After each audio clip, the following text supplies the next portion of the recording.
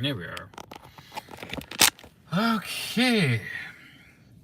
Wow. Tim Hortons in the app has these little deals every now and then. Get these offers, make you spend more money, obviously, but you're not just gonna forced to spend money, obviously. Um, but every now and then you get a good deal. It's too good to just not go and do. And it's not like I'm going completely out of my way. Although it would have been better if it was more of a lunch deal, but I'll live. So they had 2 coffees, 2 donuts for $5. Like, this is $2.15. So 2 coffees is already $4.30. And donuts are, now these ones I think are $1.70 now, I think. Well, essentially I saved about $2 or so. And I was going to get coffee anyways, I'm outside. And as soon as I start recording, someone happens to be parked near me, but hopefully quiet. As for my choice of donut, apple fritter, man. I think it's about the only donut really worthwhile getting. Everything else is just mostly flavored sugar. Not that there's flavored sugar in here, or not.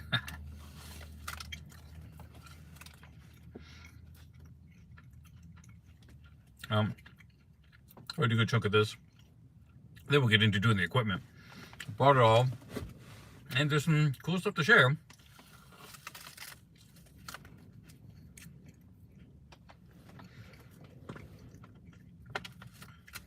Have some neat tools, and even a neat camera mount, so a bit easier. Don't have to hold this. It is all. I can't quite reach it yet. Once I'm done eating and don't have sugar all over my fingers. Funny thing about eating sweet stuff and drinking coffee becomes really bitter because your mouth gets really adjusted to the sugar. And kind of vice versa, I suppose. Then once I get this mostly set up, I'll get the heat going because that'd be really cool. And it's cold out today. And what's it saying? It is saying YouTube, don't go there. -3 plus whatever the wind chill is. It's not terribly windy out, but it's cold. I've had this weird little quirk problem with my door locks. I mean, they work fine normally, right? But this one here, the power lock, only works in freezing temperatures. It's the weirdest electronics. Normally it's the other way around. When you get cold, things shrink up, and they'll separate just enough as physics normally, quiets. Things shrink and get smaller. But no, for some reason it shrinks and makes contact inside somewhere. So I went to go and do the replacement because I had the part. I've had the part for almost a year now. Never got around to doing it. But then finally last fall I said, okay, now I'm going to do it. So I was at my friend's place. Had to help him redo the valve adjustment on his Honda Element because I did mine, and then we did his. But he had a problem, it's making noise, so we realized what the problem was when we went to check it again. There's a couple of nuts he forgot to tighten down, and out of the there were 3 nuts missing. We found 1, so the other 2 are going to be sitting at the bottom of the oil pan because they were not on the engine head. But I digress. So we go back, and he had to replace. He ordered the nuts from Honda and got them, and we put it back on and tightened it up. He tightened it up the time properly. While he was doing that, I decided I should replace this power door lock module. It's a real pain in the neck. Hello, Joseph, born in not trailer, and Amira Carbo. Hope I'm pronouncing it right, not butchering them too badly. So I've taken my door all apart, and it's not an easy thing. It's a bit of a pain to just replace the power module. I got down to 1 bolt. There are 3 main bolts that hold the door lock to the door, or the latch mechanism, and the last one strips. That sucks. It's like that's the only one I had left to get out, and then I can replace it. It strips. Fine, I don't have a way to unstrip the bolts. I know a buddy of mine's mechanic who does the work that I can't do on this. So I take it back to him, and eventually, and we get it, we get the old one out, and that was relatively easy. I was so lucky on that. And then I got a new one in. Of course, the next day it just gets freezing cold out, and now winter is here, and then it's been rainy out. So, well, as long as it's freezing out, my doors work. So, I guess come next spring, I'll be able to actually remote the doors on a more regular basis.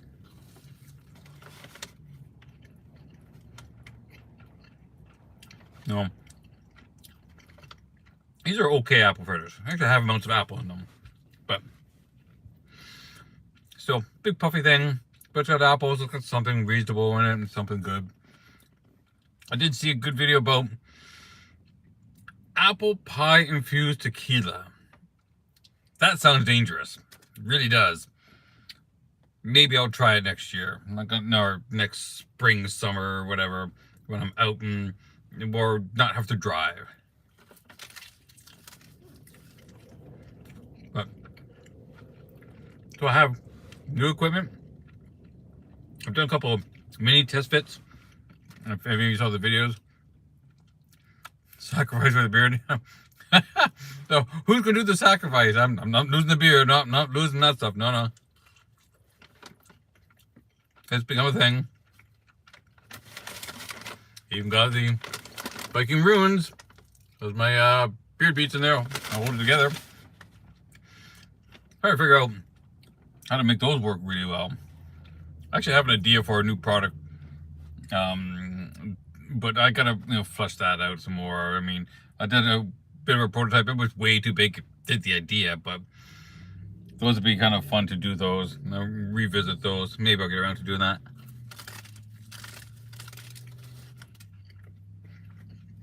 Dried icing bits all over the place, man, because it's even with the holding the bag over it.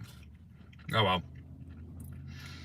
But yeah, I got a nice little setup here that we're doing, and hopefully it won't take too long because it's cold out. The setup includes heat, so I mean, hanging around, you get to see my propane setup, and the cover picture. Go into this. Shows that this is my little carbon monoxide detector. Now, if you're running propane or any open flame from anything, you'll want a carbon monoxide detector. And these are nice, portable, it's rechargeable, just use a USB-C. It's a little hard to see. There we can get some of the screen. Daytime LCD screen is not so great, and that's on the brightest setting too. But it does work pretty well. I haven't heard any carbon monoxide alarm, so I'm hoping it works well. But yeah, the funny / annoying thing about this guy is I saw it on Amazon. All the other guys were like big, white, and bulky, and going, oh, those are kind of ugly. I mean, if they work, I get it. But it was like $75. I'm going, okay, I'll get one eventually because I'm not. I know I should have one regardless, just for safety's sake. And if you're wondering where I am, I'm in Canada. So I'm in Southern Ontario, Hamilton, to be specific. So as I was scrolling through, I saw these. I'm going, these are kind of cool, and these are $40 Canadian. But they were out of stock when I finally went to order them. So, all right, fine, I'll just wait. Then it came in stock. Grabbed one. Got it. And I actually did a little another live stream where we talked about this. It was kind of cool. It was neat. And all right, so after the live stream, I lost it for 2 weeks. And there's a reason it was only 2 weeks. And of course, you know where this is going to go.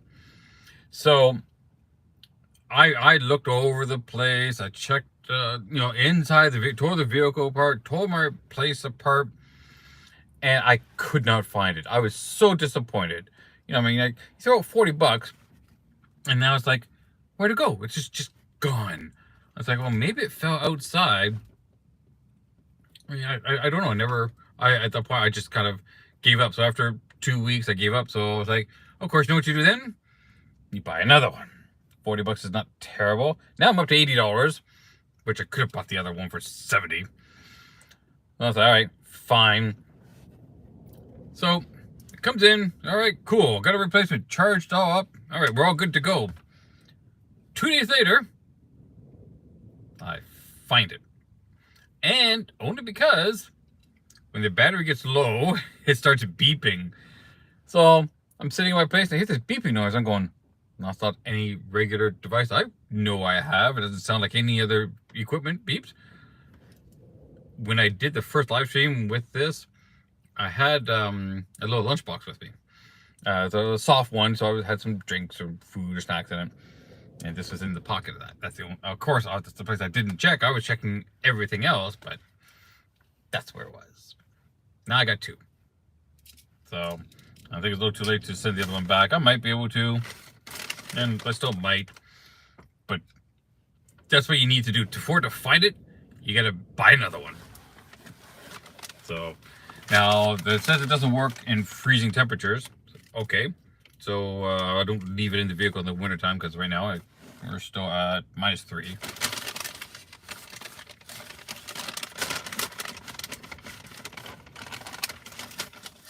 Hello, Uncle John. No. You have to bear with me because catching up on the chats is a little challenging sometimes, especially if I'm rolling in a story and I'm just so into that and not checking up on the screens as much. But almost done this, then we'll get into the fun stuff. It's gonna be kind of cool. It's gonna be a little cold, but once I get the heat going again, that will be good.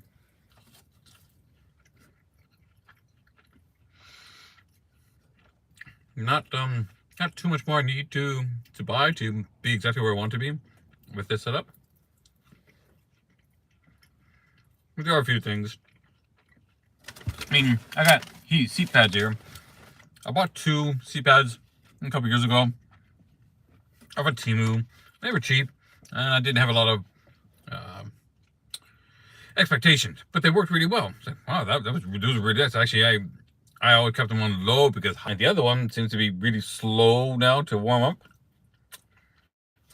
So I replaced mine, and I saw another one that was identical to this.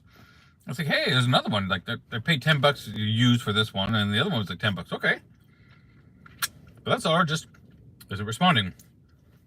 I mean, if you're putting something up for sale, you get messages. Respond to the messages. I mean, I don't care if it's sold. That's par for the course. You know, stuff happens. It's not for sale anymore. But like, just say sorry it's sold, or just respond to people, man. Don't ignore them. That's just rude. But people don't seem to care about not being rude these days. But this is the life we're in. Huh? It's my wife's in there, kind of frozen because that's actually hard. This is supposed to be material. Well, that's one thing about winter time and leaving things in it. Things get cold and frozen. But if you got the right place, it just becomes another freezer. So you can store more stuff and, keep it outside. That's what my mom does. She's got an apartment and has a cooler sitting outside and put stuff out there. So the outdoor cooler. All right.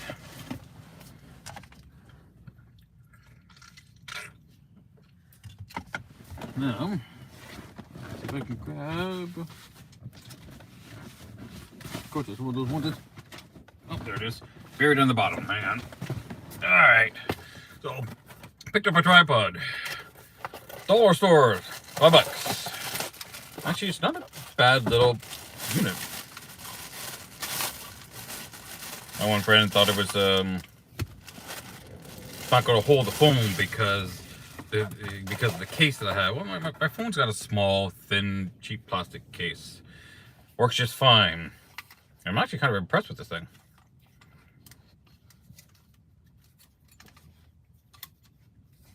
It's actually got a level on it too. This thing is pretty articulate. There's a lot of options on here.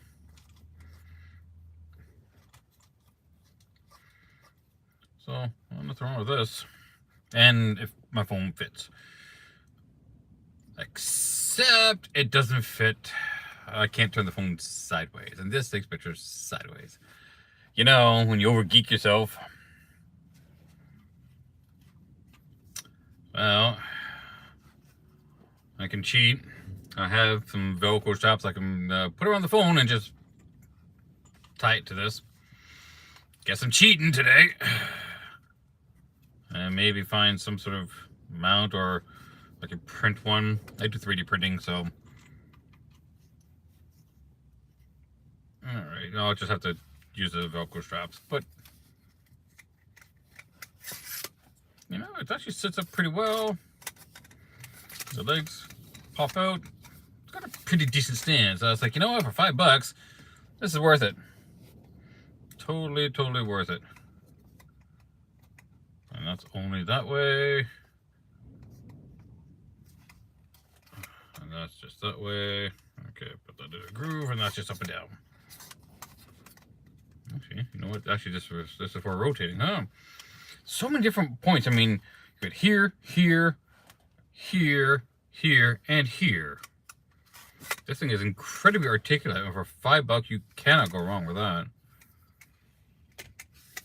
Means it's going to last me 10 years? Probably not. You know, first time it gets knocked over, it's like, you know, thin aluminum. Plus side, it's just thin aluminum, so it's easily replaceable. Except for the piece on the inside, it does have a groove, so I won't be able to replace that easily.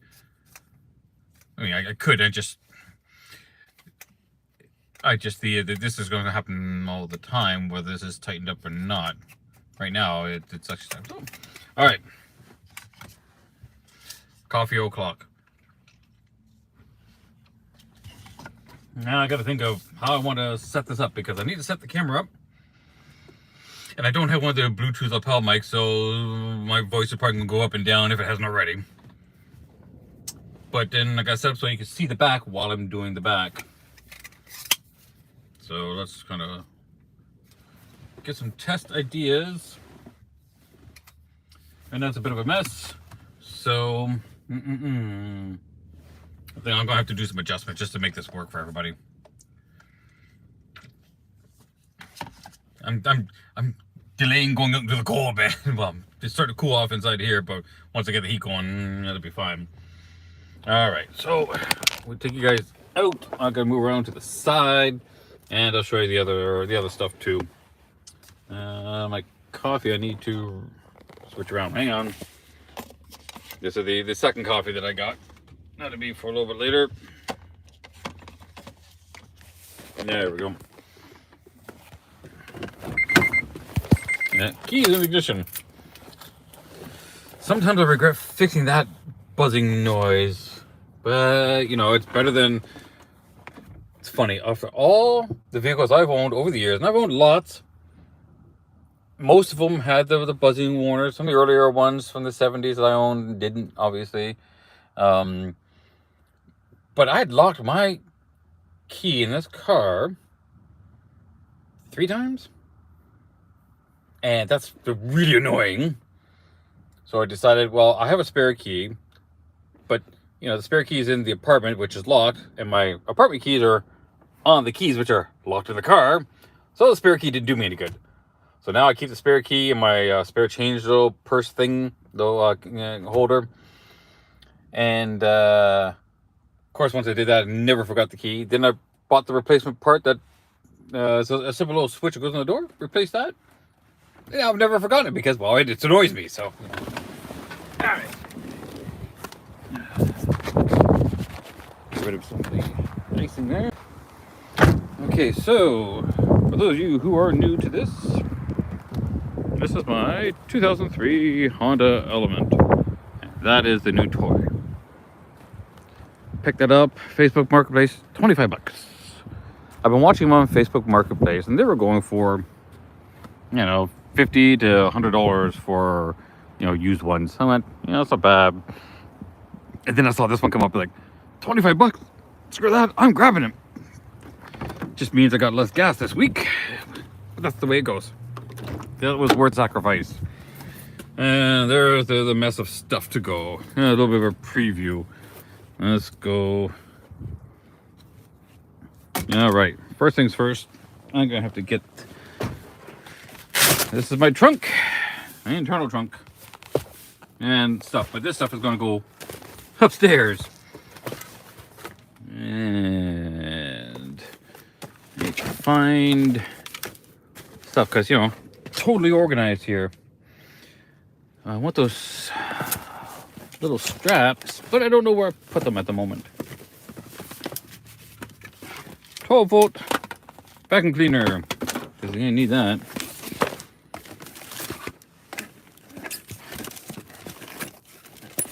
Oh man. Yes, totally professional channel, everybody. Totally.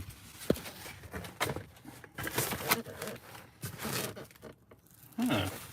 Whenever those straps got to, I do have extra ones.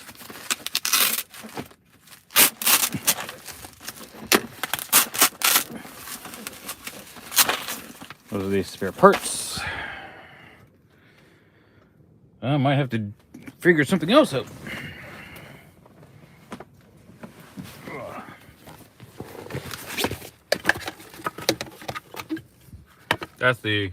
That is the hose for the vacuum cleaner. Ah, there they are. Yay! I knew they were in here. You can go to details of all the little bits and pieces I got after. First things first, got to get set up.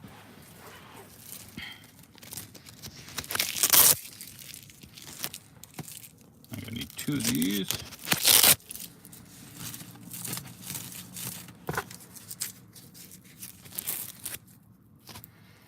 You're gonna do this. Okay. I think we'll be able to set you roughly in the middle here.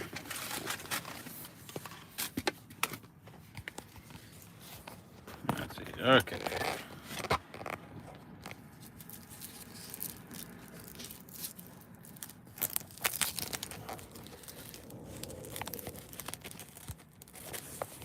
Alright, that's how I do this. That's how I do this. Alright, so hold. Get that out of the way.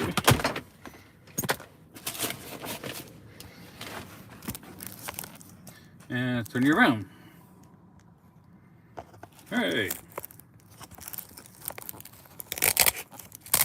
This will hold it and where I want it to be. There you go. This should be like an elastic. That'll be better.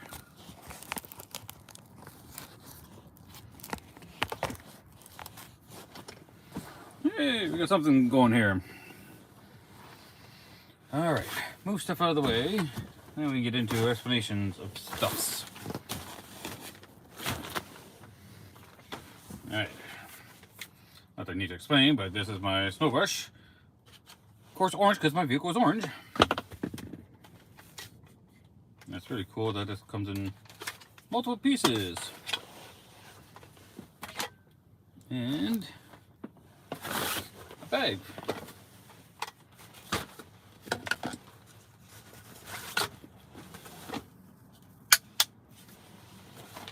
It's probably one of the coolest little gadgets I bought off of Amazon.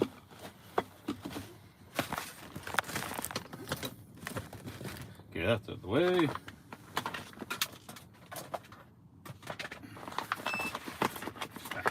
Oh yeah, yeah. There we go. My thermometer, 3.4 degrees. What's it say on my? I've got one mounted right here. This one's saying 10.5, but I am near it. Is this 7.1 up there? Yeah, because I'm here. All right. Okay. You are the way. You are the way. So. I think we'll go for the big stuff first.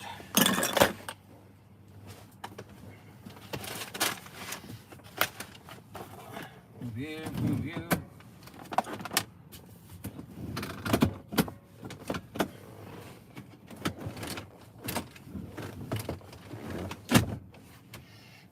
All right.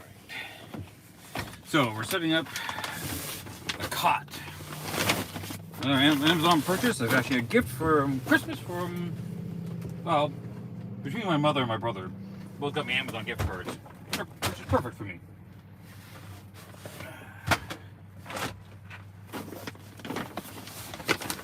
So actually I've been looking for a sleeping solution in here for a while. And there are some nice ideas and concepts. Probably one of the best ones I saw was an ottoman, a chase ottoman, where it's basically it's a long ottoman but pulls out into a bed. So you've got a long bed. The part of it also will bend up, so it's like a chase lounge, and then if you put the limbs back, it could be a chair. So it's like, I saw a guy with same vehicles mine has, and I'm going, that's brilliant. And a couple of like storage ottomans on that side. I'm going, that's a really nice setup, simple, and does the job, and would fit in here. But to find one, it was like $400 brand new. I did see some listed for $90, but they were on the far side of Toronto. And if you don't live in a big city, you don't want to drive through the big cities. Like, I avoid Toronto at all costs. Even when I'm driving to Ottawa from here, I will go up and around Toronto just to avoid it. Does it take longer? Yes. Is it a nicer drive? Well, yes. Does it use more gas? Actually, no, because I avoid the big highways. The 400 series where you're doing, well, the minimum is like 100 kilometers an hour, depending on where you are. That's 60 miles an hour for you guys, the guys in the south. And it puts a nicer drive. There are more coffee shops and stop places along the way, and actually get the same mileage. I use the same amount of fuel. I mean, if I drive straight from here, taking the big highways through the city, it's around 5 hours. It's closer to 7 or 8, I think 7. So it's an extra 2 hours, but I'm going to a lower speed, so I can actually get better mileage because I'm at a more efficient speed for nearly every vehicle. So I was like, oh, okay, so it's like around the 50 mile an hour mark. But that's a digression. All right, it's a pretty sturdy bag for this. And this is it.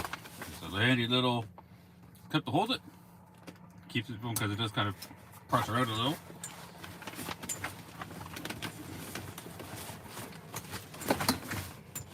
Oops, go the other way. Okay, I need to double check. Where is the head? The head is there. So I'm going to be sticking out that way. This opens up pretty easily. It's got a little pocket. I need to make sure nothing else is in the way. The camera might get bumped.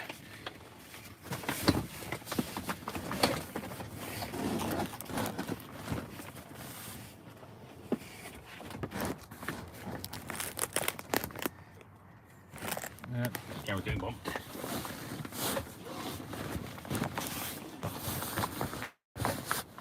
And look at the view.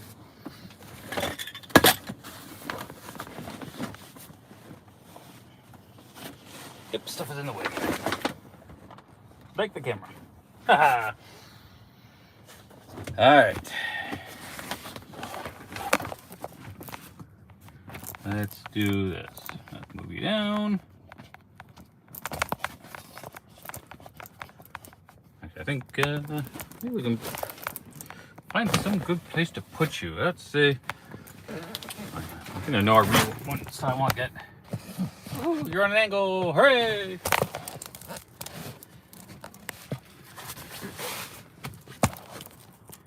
A little better.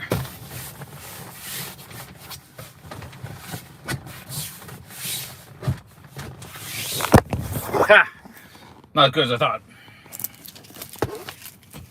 Well, regardless, I'm gonna put that out of the way now.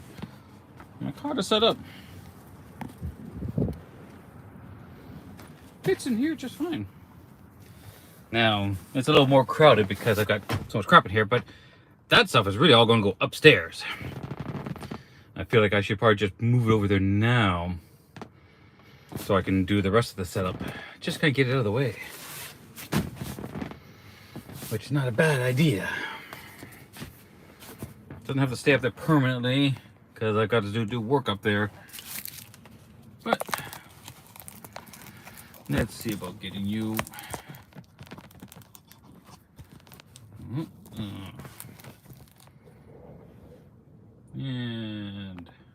go this way, because why not? Okay, so I gotta pull that stuff out. Then I'll have the room in there. I'm gonna unlock the cargo carrier. And I still have to go over this cargo carrier. Do some measurements, gotta do some, because this mounting system is not great. It's okay just to hold down an empty one, but I wouldn't want to trust it with any real weight. Because these clips, they come around on in, and it's supposed to clip on the car. Problem is, in my vehicle, it has this nice plastic trim. So right now, the plastic trim is holding it in, which is a little on the crazy side.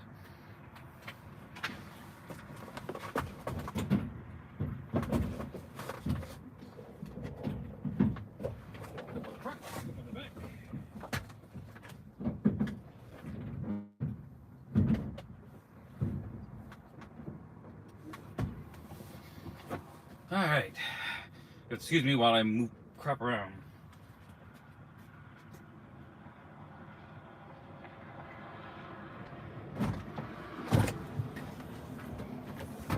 If I mentioned cold weather sucks.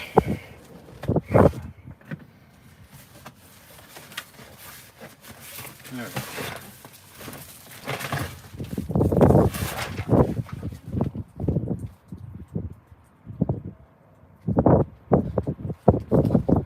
Here we are.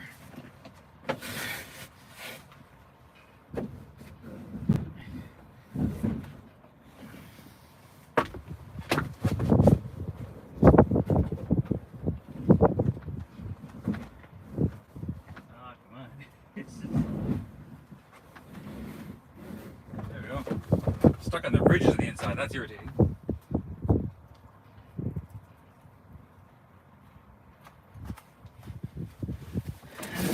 This is the way. Oh, good. Oh, stop catching everything.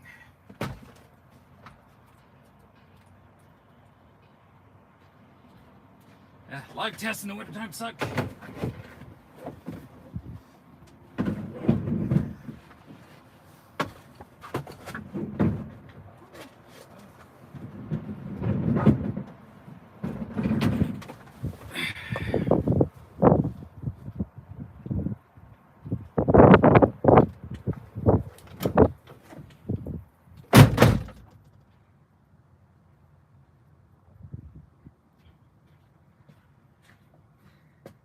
I realized I probably should have come in on that side, because I'm not climbing over this. Hang on.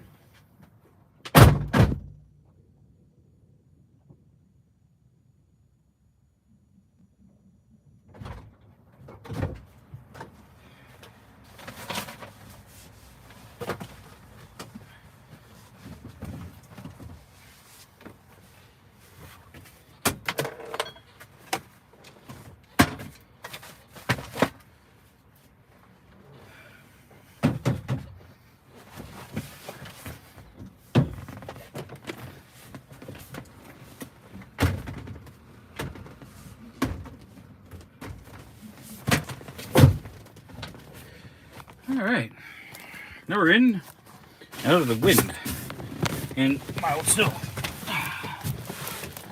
Okay. All right.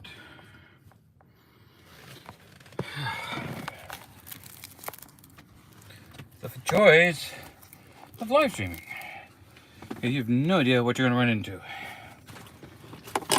Okay. This, of course, would be better than the warmer weather, but work with what we got. As the saying goes, run what you brung. So, we can do some interesting tests here. I won't bother with the... This is, let's say, an air mattress, but it's done in pockets and the pillow is separate. I don't want to bother blowing it up because, well, it's too cold and really want to get the heat going. To show that I did prove to bring it, this is my air pump. So I can extract air and blow air in. But I really don't feel like setting that up. And do you really care about seeing an air mattress? Probably not. Probably not that much. Now on top of the cot, because I know, cold weather and all, I did Bye. I'm just checking. I'm just seeing curved plastic. I hope that's normal. Anyways, I did get a nice warm blanket. Sherpa style lining. It's not Sherpa wool, but it's got some really nice. Thank you, son. Good lighting. This is really warm. And actually, I've been sleeping with this cot for a couple days in my place, because you buy something that's absolutely critical to your daily use. You want to make sure it's going to be comfortable when you're out camping, and not find out, you know, days, months later that this thing is actually horrible for your back or whatever, or just not comfortable. Well, now we know it's comfortable.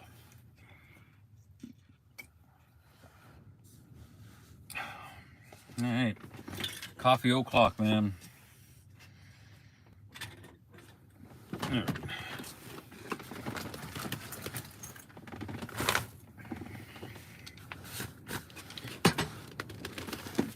Okay, all right, my 12 volt.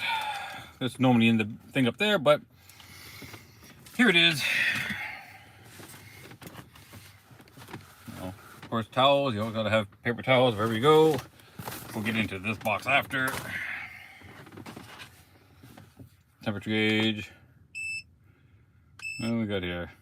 Yeah, wake up. 3 degrees.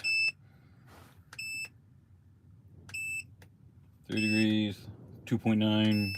Back window's like a ½ degree. Oh man. My coffee, well, the coffee lid is at 17 degrees, so. All right.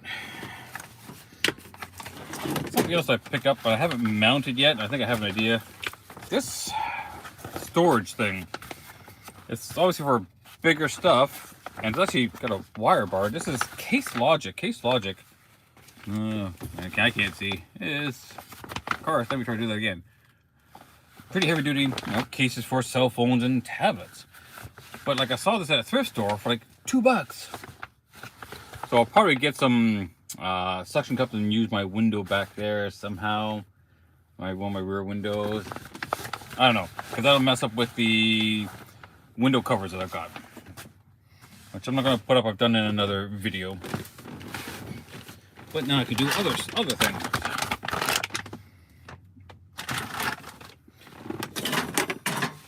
This is my other cell phone mount. It's bendy, flexible, and whatnot. So useful. I also got the tripod and this.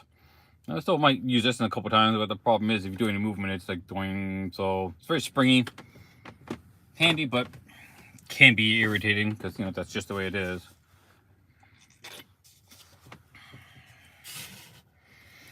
All right, so let's see what we got for setting things up. So for those of you who haven't watched anything on my channel or my live streams, this is my heater. This is a Coleman catalytic style propane heater. Now, you've all heard about the Mr. Heater Buddies. Everyone calls them Mr. Buddy heaters, but the company name is Mr. Heater. The model number is Buddy, so it's actually Mr. Heater Buddy, but everyone calls them Buddy heaters. Yeah, whatever. But they're not catalytic styles. They're an open flame style that's running across a ceramic block, and they do really good. They create a lot of good heat, but because it's an open flame, and remember, if you guys were around earlier when I talked about carbon monoxide detectors are for open flames. Catalytic style, I'll just hang this guy right here. Catalytic style does not use an open flame. It uses a chemical reaction. So in the material here is actually platinum. And platinum is just impregnated in there. And when the propane goes over the platinum, it instantly burns. There's no flame. Like, you use a flame to start it, just to kind of get it going. But after that, there's no flame, and this heats up and provides a ton of heat in here. It's actually kind of crazy. So right now, what's this guy saying? Oh. 17. Well, this is, well, it says 17, 18, but it was in my pocket. So this is totally not right. But again, you got to be aware of how you're using something, and when it's reading something, what's causing that reading. And being in my pocket, in my coat, it's going to be a little warmer. And this guy is saying 6 degrees. They got multiple ways of measuring temperature. Isn't that crazy?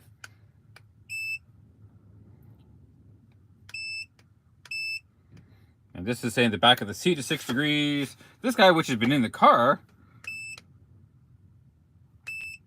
is saying 6 degrees. So it's roughly 6 degrees inside of here. And eventually, yeah, now my carbon monoxide detector temperature is actually going down as it's sampling the temperatures as it's acclimatizing. So these were designed to go with these small propane tanks. Those are the most expensive ways to heat anything, just because when you buy them, you get them, they determine the cheapest deal.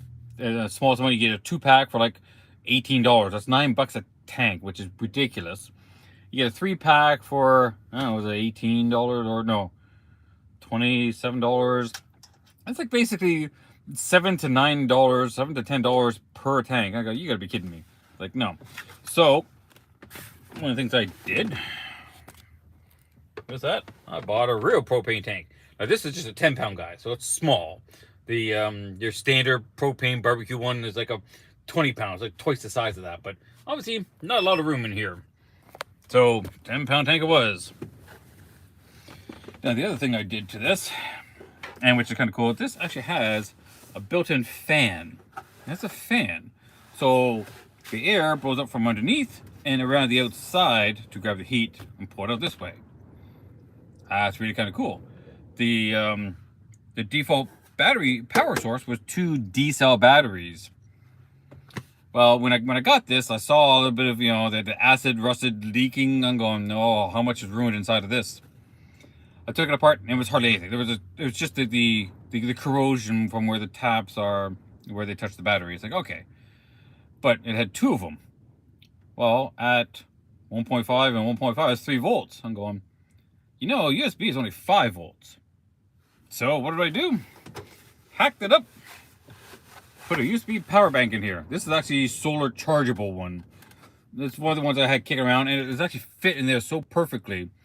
It was actually great. And then this is the charging cable for that. So I could leave this lying upside down in the sun to charge, and it's not a great charger, so it would take forever, which is fine if I don't do anything else. But if I need to plug it in to charge up, I do.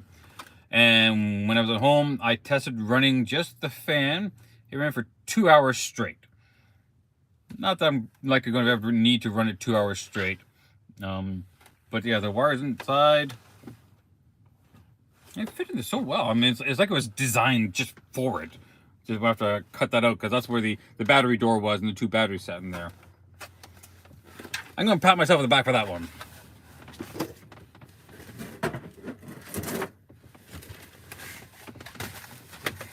Now, the catalytic style propane heaters, 2 things. Not an open flame, so you typically do not get carbon monoxide.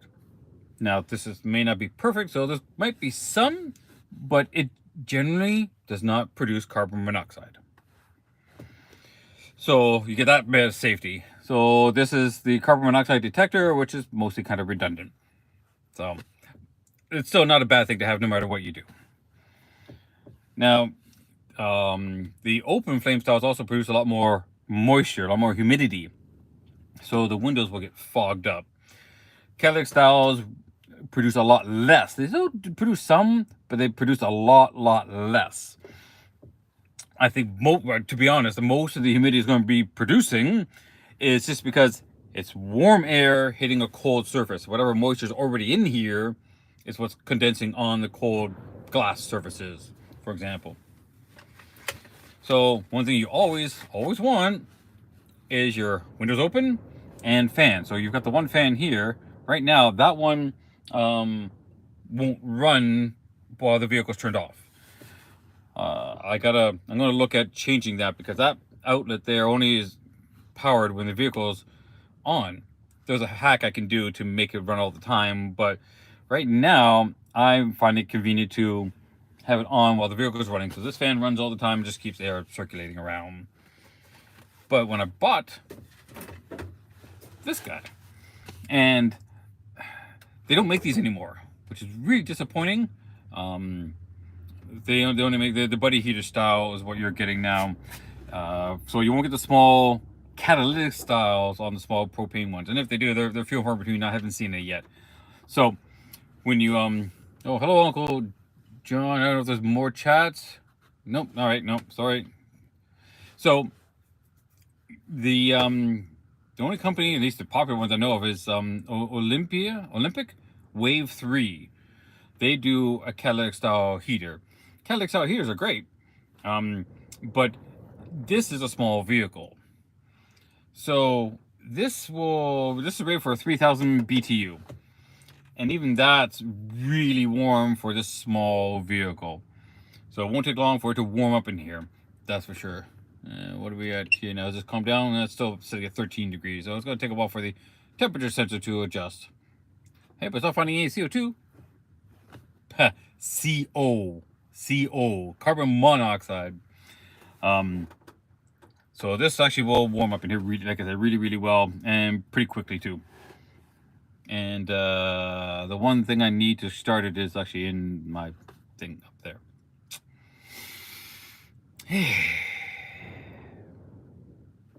So, anyways, as we're talking fans, so I got that, and because they are few and far between, I was on Kijiji or Marketplace, Facebook, one of the two. So it wasn't close. It was about an hour drive away from me, and he was offering, like, $10 on it. That's a good deal. The buddy heaters they were on sale for 100. Hey, I save $90, even with a drive out there and back. And added bonus, I have a friend of mine who lived in the town where this was. So I said, hey, are you free? We'll go grab some wings or something. And she said, sure. So that'd be a bonus. But I told the guy, I said, I come out here just for this. He goes, you did not come out here for just, I did. And you can't get these anywhere else. So handy. And then bonus of going out and get some good wings with a friend of mine. Now, this also came with a fan. I thought, when I saw the fan in the picture, I'm going, that looks like a big fan, but it's not. It's a small little desk fan.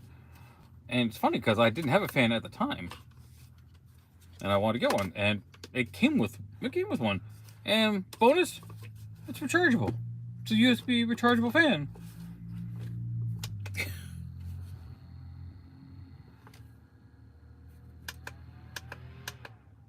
So 3 speeds too. So what I've done with this is I've put this on my dash, and I have the air blown across the dash so that the dash doesn't get fogged up. Maybe for now I might just leave it back here running, but this means I now have to go outside again and keep checking the carbon monoxide detector, see where the temperature is finally. It's down to 12.5 now. I have to go back outside again, get the little lighter so I can get the heat going in here. Oh, I do not. I can cheat. I'm smart. I put one in here just in case. The other one is small. It's like, now I don't have to go outside. Sweet. This was a backup. Now it's becoming used. So, yeah. There we go. I really don't like modern packaging because it's a real pain in the neck to open up and you just destroy the packaging. All right. Okay.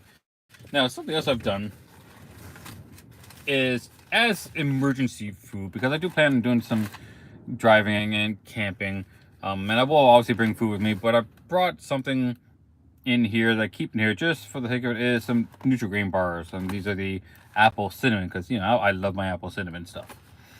I make a really good wicked apple crisp and apple sauce, so if anybody is local and whoever wants to do some food stuffs, I might be just down for that. And if either one of you, any of you were here earlier when I mentioned apple pie infused tequila.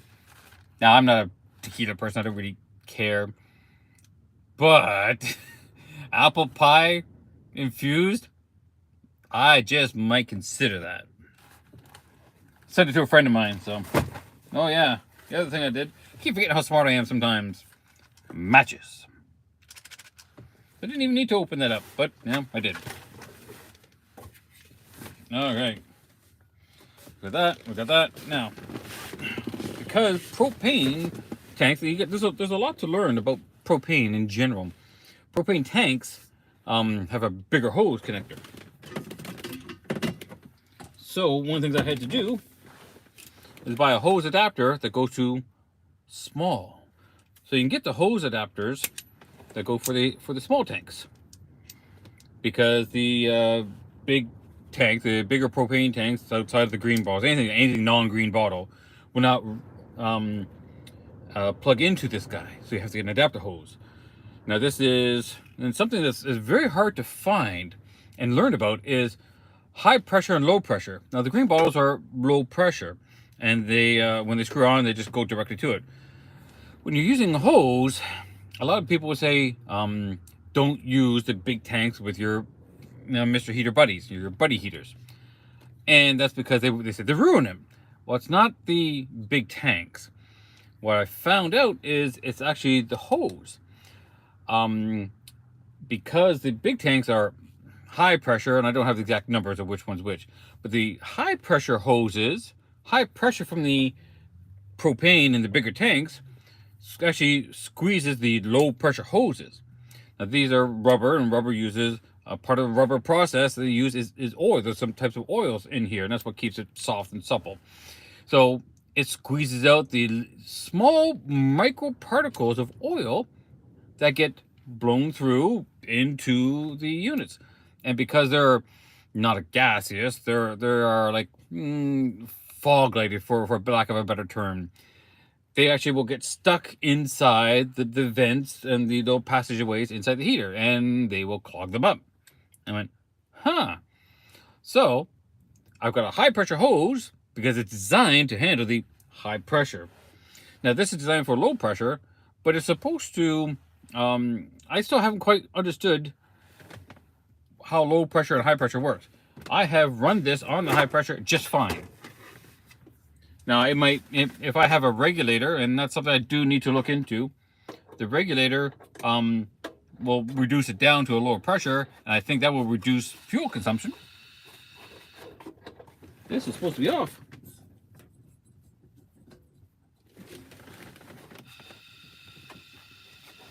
Apparently there was just some pressure in here.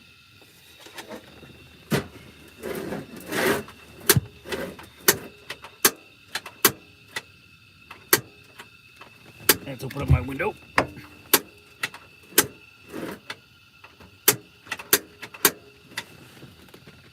Let's see. That's closed, open. And I did run the, where's my thing? There we go. I think it's actually going now.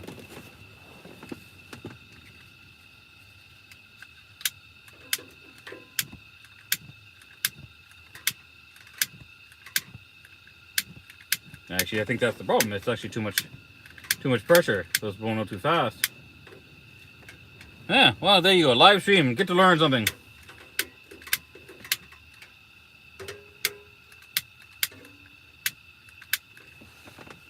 Oh, wait. No, it's actually just burning. My bad. So there's some fumes on initial startup. And that's it. Now you're going to see this start going, turning red. You can already feel the heat off of here. Handy dandy temperature sensor. Turn it on. So walls are showing at 6.5. 350 degrees from that already. Now, where's my little switch? And that's the fan blowing. So I'm not blowing hot air around. So 7.7 is the back of the seat, just above the thing, and it's now that's gone down to 10.9. So it's still adjusting. All right. So it was actually burning. It just took a little while. Now, you'll get to see some of the cool stuff. Let me just actually do it this way. Make it a little easier so I can see what you're seeing. See the red? That's the catalyst. That's the propane burning against the catalyst embedded in here. At some point, this will get all red. Right now, it's sitting on my Coleman stove. So that's a metal stove, but this is plastic. And behind here is still cold. So I'm not worried about temperature behind here at all. And there we go. So my bed set up, my heating set up. Now those are the two biggest things that are obviously critical for when you're camping. Now the next thing, which I can actually show out. Battery. This is a 50 amp hour lithium battery. Now I've added the 12 volt sockets on here. It comes with a USB-C and a DC output. The DC output didn't work when I got it after doing some testing, so they so when I messaged the support over them, and I told them, say, hey, the DC port, I've checked the continuity of the thing I've plugged in. You know, I'm just gonna turn the fan off because I don't know how much noise that's interfering right now. And the device I made is a simple straight up a 12 volt plug that just plugged right into here. I mean, they're just a regular 12 volt ports, nothing fancy there. So that the wire is simpling in that. It's just, but so that was fine. I was just getting no power out of it. I sent them pictures and of everything that they wanted. They said, okay, well, our technician determined that the DC port is bad. So what did they do? They said we could offer, you know, 20%. And these were like $180. I don't know, 20% or 12%, nothing.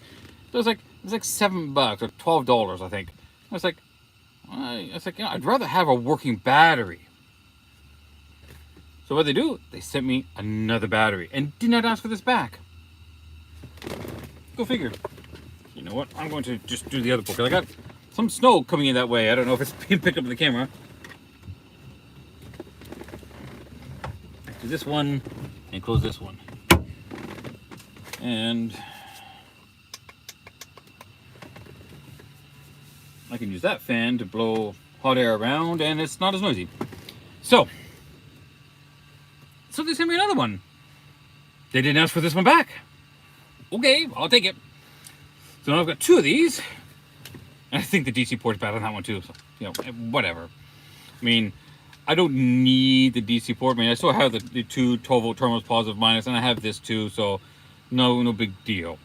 And the Type C is kind of handy too, because you know my a lot more devices are USB-C. But I've got this with something else. Hang on, I'll pull that something else because I did bring things. It's just like show and tell. Let me just put the battery out of the way. This is not a heavy battery. But the power it's got this. It's kind of crazy. So this is my little goat leather. As a matter of fact, I've had this for a couple years.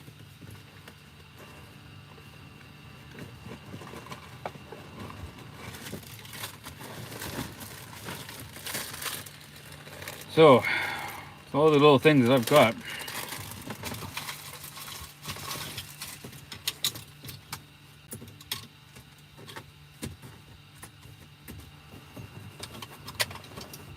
So you got these things that could do your USB-A devices, and these are all got enough, allow enough amperage to go through them to power my my iPhone. So recharge my phone and my iPad. So these work just fine. They're 2.1 amps and 2.4 amps and 1 amp ones. So I can plug those into the 12 volt ports and charge my devices. The USB-C one is only one port right now, and that's irritating, not impossible to fix. I've been looking into USB-C hubs. I still haven't found the one that I want. Most of the hubs are for multiple ports. Typical laptop port. So you're just expanding. So you've got one or two USB-C. You get, you know, one or two USB-A, an SD card. Like I don't need that stuff. I just want a three-way, four-way USB-C power splitter. I mean, this USB-C only puts out 45 watts maximum, so it's not a lot. And it's not like I'm gonna be powering, you know, so many devices with so much power that I need, you know, 45 watts for everything. But, you know, I'm making it warm enough now where I can undo my coat inside. Let's see. What are we looking at now? Back of the seat is 16.5 degrees. And the carbon monoxide detector has went down to 10, now it's up to 11.8. So it's a very slow responding thing. But interesting.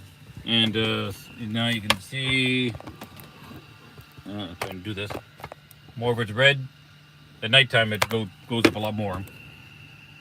But, so yeah, I get warm enough in here. And this is right now, I don't have any of my window covers up. They're all right up here. So I have two types of window covers. So these are strictly privacy covers. So they go into my windows. They're actually mildly acoustically insulating too. There. So they go into the windows, and this is just pure privacy. And that was the temperature sensor turning off. Can I get one of the small ones out? Hang on.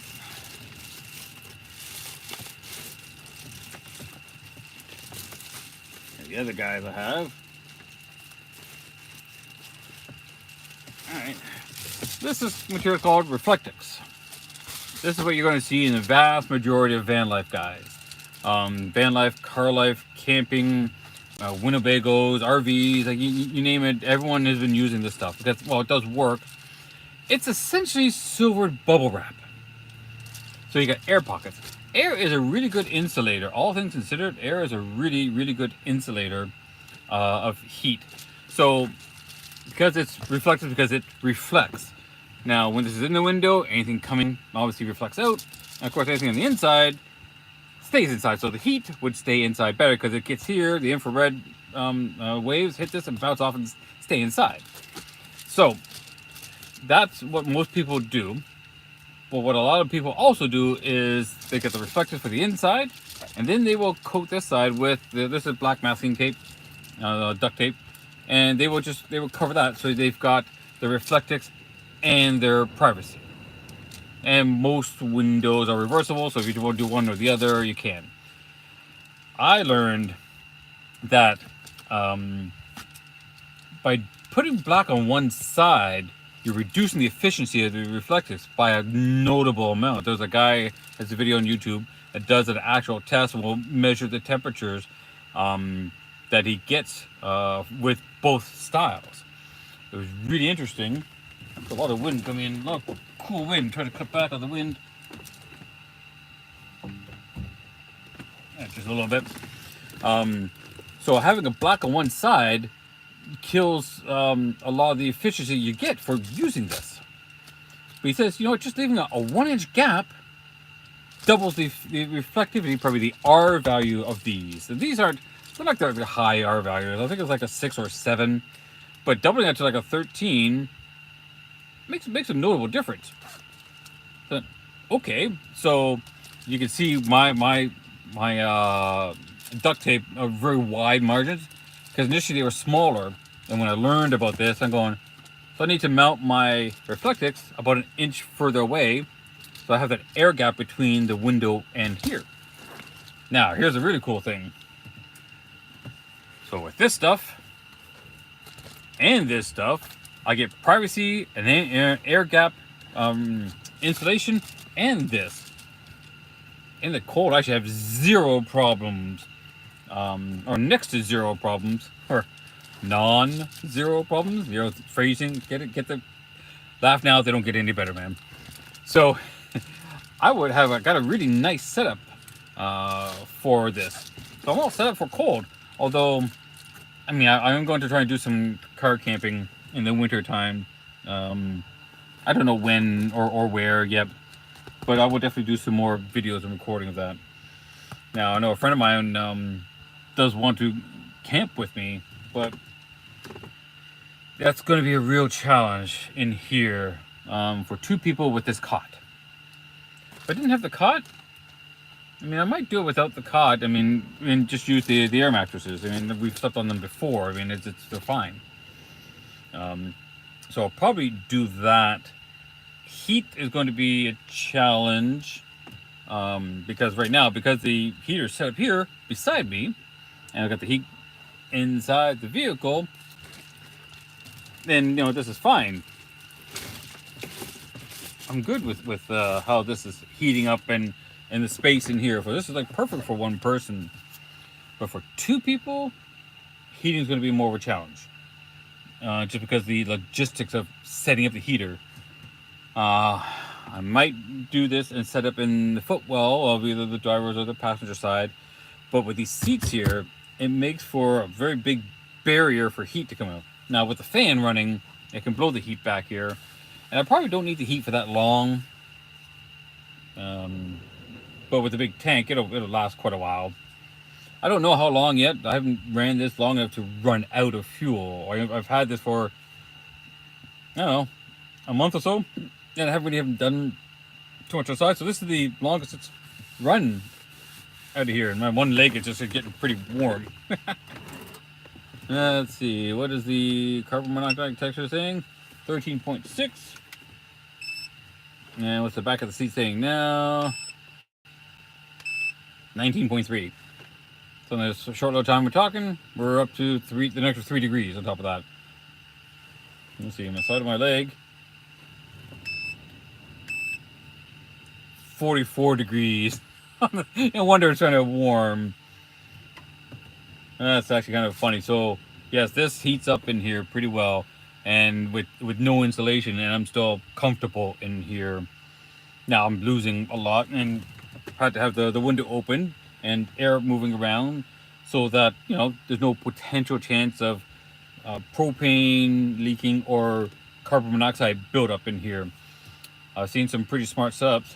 Because propane is heavier than air, it tends to sink down. And I saw a guy with a van, and I think it was a Ford Transit. It might be one that connects. I'm not sure. But it was a taller, newer style vans, and he had vents, drains, however you want to call them, in the floor. So if any propane gets out in the area, it has a place to go.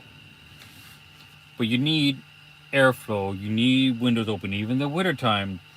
You need that air moving around so that it can get warmed up and pull out any carbon monoxide, and of course you're breathing out carbon dioxide.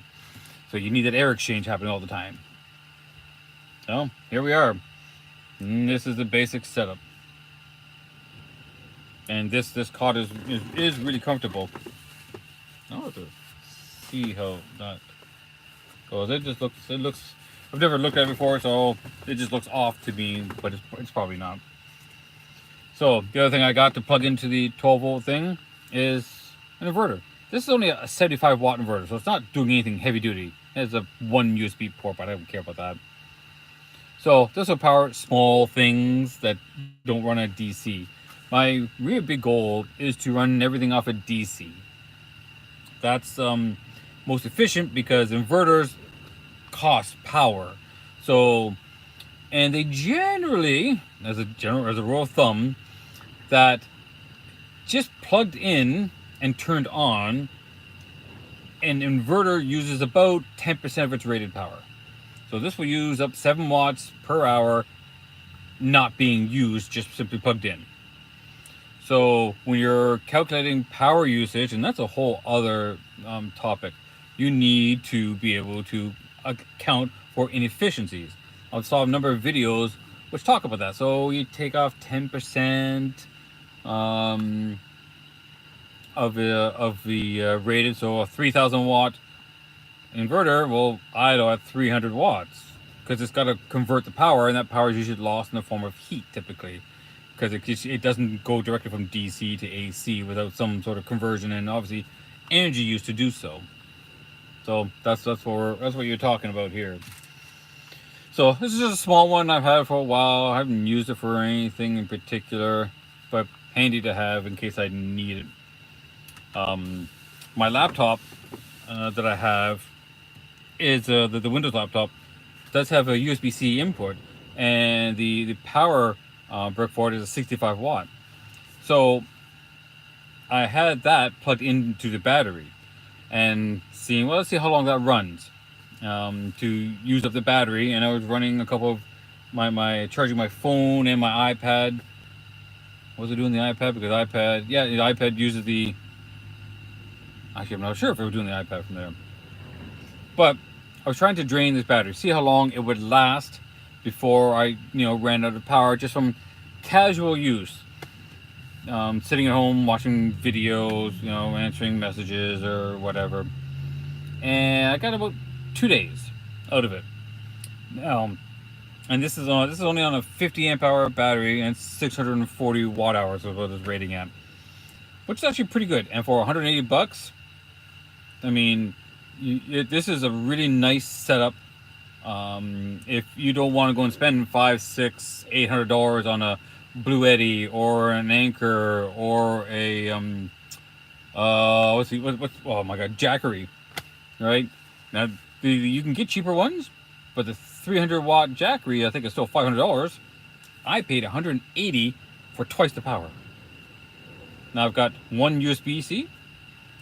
I bought that little 12 volt adapter thing. It came all like this thing came as is, and then came with the wires. So I just plugged the wires onto the 12 volt terminals, and then I'm gonna plug whatever 12 volt adapters into there that I want. Now it doesn't have Bluetooth, so I can't see what it's doing. But really, all you need to do is be able to measure the voltage, and a simple voltmeter, like a $10 voltmeter, will tell you what you're at. So your voltage tells you your battery level. Now, I actually left this plugged in. It was not last night, the other night, 2 nights ago, and with everything else still plugged into it. Now my phone I unplugged and had it by my bed, by the cot, and I drained this thing to the point when this is part of the learning process. Is lithium batteries have a battery management system. They're very smart. They do all kinds of stuff, like thermal and cold protection, overload and under voltage protection, which is what happened. I triggered the under voltage protection. I have a battery charger designed for lithium, and we'll do the other ones for your regular sealed lead acid, your flooded lead acid batteries, and your AGM batteries, as well as lithium. And 12 volts, you will do 24 volts and has a repair function. It wouldn't take a charge. I was getting one of the LED lights was doing a fast flash. I'm going, did something break again? That was my big thing. So I started looking into the manuals and digging around, and what I found out, which isn't, well, I guess it is kind of documented, but you have to really understand and where to look, that I've tripped the low voltage protection feature. And what that does, it protects the battery from being drained. Okay, now one would think, fine, I'll just plug in the charger and charge it back up. Oh no, it doesn't work that way, because chargers act a little differently. And if the charger isn't sensing any voltage, because the battery management system is protecting the battery from doing anything because of low voltage, you can't charge it back up. So with the normal conditions, DC and the USB-C, those ports are outputs and inputs. So I can charge this through USB-C. It'd be slow, but I can do it. But under normal circumstances. But with the BMS being tripped, it would not take a charge. Not through the ports are shut off automatically.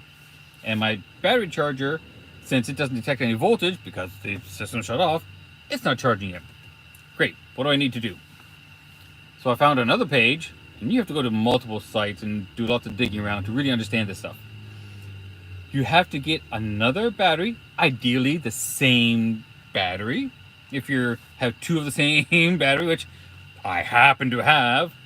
I also had another lithium battery that's my neighbor's that doing some testing for his. So I took, actually, where is it? Oh, there they are. Hang on. I'll explain where I got these from in a moment. So these are actually cables that came with the very first power station that I bought. The very first power station I bought actually has a jumper function in it. So on the other battery, which was already charged up, I put these on. You tap these to it, so black to black, red to red, so it's in parallel, not series, it's in parallel. Leave that on there for a little bit, and that wakens up or activates the BMS because it senses power coming in. It says, okay, that's 12 volts, 13 volts, whatever the nominal voltage is in this case. Okay, now you can charge, we're good. I did that I put it on there for like 20 seconds, 15 seconds, took it off, put it on the charger, charged it fine. Charged right up overnight. So I've got it now, and it's charging fine. Good to learn, and the documentation in these lithium batteries, because most of them come from China, the documentation is not all that great. And obviously the English is even a little worse. So I could have done this with almost any cable would work. These are just nice, conveniently well built. So I decided to go on the safe side. Now the other power station, if you're wondering why I'm not using that, it actually, I will have it with me. It has some use, obviously the boosting capability, should the battery ever die in this thing. Not the lithium battery, the car battery. It is big, it is bulky. It's a sealed lead acid battery, and its maximum capacity is only 400 watts. But because it's sealed lead acid, you can't really go below 50% of that. So you really have, realistically, 200 watts of usable capacity. That's it. Not a lot of power, but it does have a 700 watt power inverter. So it will actually run, my hair dryer. It's a modified sine wave. There's another term if you don't know about power. Modified sine waves and pure sine waves. Big difference.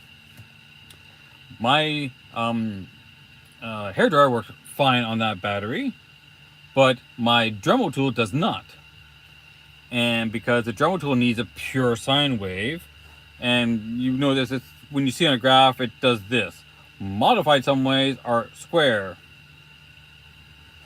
So when I plug the Dremel tool, it will go boom, boom, boom, as the wave come up and was powering it. But the hairdryer doesn't care. It's just like, power's coming in, that's fine. I don't care about how often. So these were handy. So I've used the other one. I bought that a bunch of years ago, and some solar panels because I wanted to get into solar and a battery. It's a decent setup, and the solar panels are nice solar panels. When I first got them, they were Noma solar panels, and it was nighttime. I was in my place, had my light on. I took them out of their packaging, and they immediately start charging. Well, not charging, but there's an LED light indicator showing it. There's power. It's like it can generate power from my LED light in my ceiling. Holy crap, that's sensitive. So it was a pair of panels and a small charge controller. So you can plug that into my other Motormaster Eliminator power box. And Motormaster is a brand from Canadian Tire up here in Canada. They're usually rebranded somebody else's or specially designed for them. But they're usually pretty good stuff. And what are we at now? That's at 15.9. I'm gonna keep checking every now and then. Look you up. 21.7. 41.6. So I've got to turn around. All right. Neat stuff to learn. And the thing 15.9. So this is coming up. So the power box is nice, but it will not run a lot of things. Now, if you're just charging your phone, or maybe just a tablet, you'll probably be fine. The solar panels work great, but they're only 50 watts. for both, between both of them, so 25 watts each. So when I had it out one time, I was camping, I realized that the biggest challenge is that you have to kind of move them to follow the sun. It's like, that kind of sucks. It's natural because they have to be ideal. People have them permanently mounted to the vehicles. I get it. And if you're in an area where you get a lot of sun, it's not bad, but there is an angle that they have to be at to be optimal and generate power. So this guy works very well. I'm happy with it. I got 2 of them.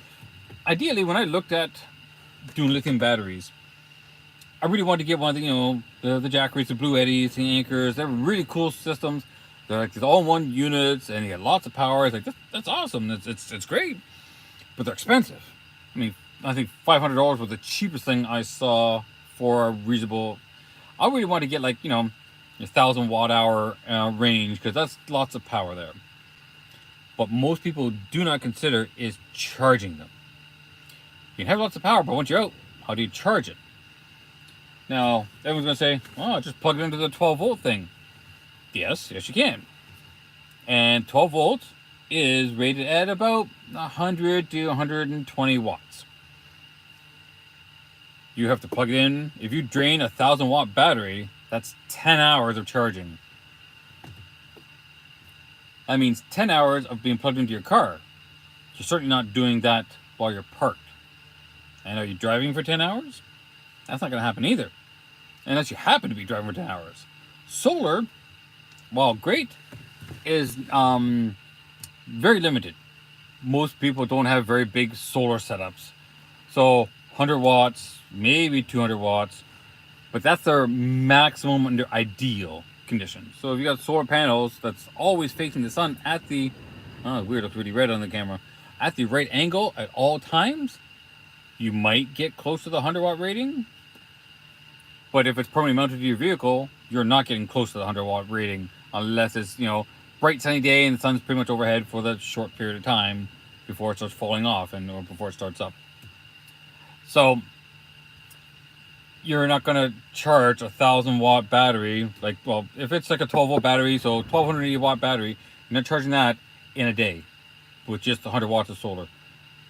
Probably not even with 200 watts of solar, because you might get 100 watts, but you're only going to get 4 to 5 hours of ideal sun, maybe 2 to 3 hours of that near perfect setup, but not ideally.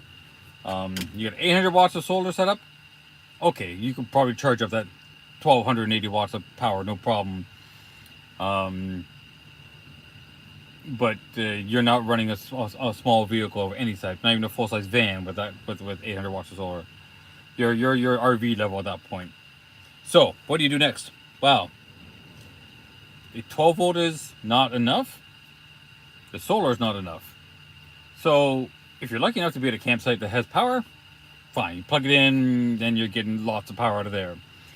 You can do what I have planned for next spring, because it's too cold to do any work on the vehicle, is one of these.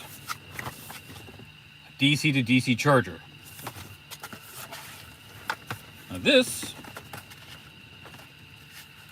it's like charging from 12 volts from your battery. This is rated 12 volts at 20 amps.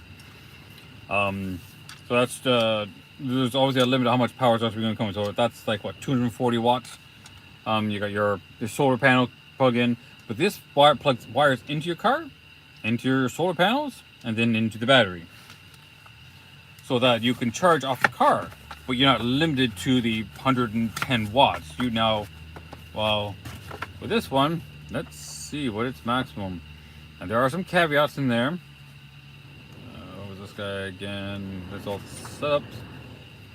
Output 20 amps from solar and DC, so 20 amps times 12. You're 240 watts, which is fine, but double what you're getting.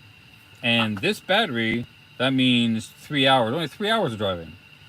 If I try to use, that's because this one's 640 watts. So if I were to use a 12 volt outlet, for example, I'd have to go about 6 hours of driving. Using one of these cuts that down in half. And 3 hours of driving is not unusual when you're out driving and camping. Um, if smart people would have your batteries all charged up before you leave, so you charge them the night before, obviously. But for if you're out driving around for holidays and you're doing trips in various um, parks, national parks and whatnot, then you're good for charging stuff up. So DC to DC charging can unlock a lot more power. Obviously, it does. Now the caveat with that is going to be I'm seeing some snow coming in.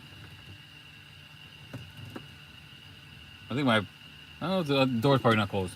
The caveat will be is your car's alternator. Does it have the capacity to handle that extra charge coming out? As batteries are basically soak up anything that they take, limited by the charging system. So the 12 volt outlets are, your 120 watts.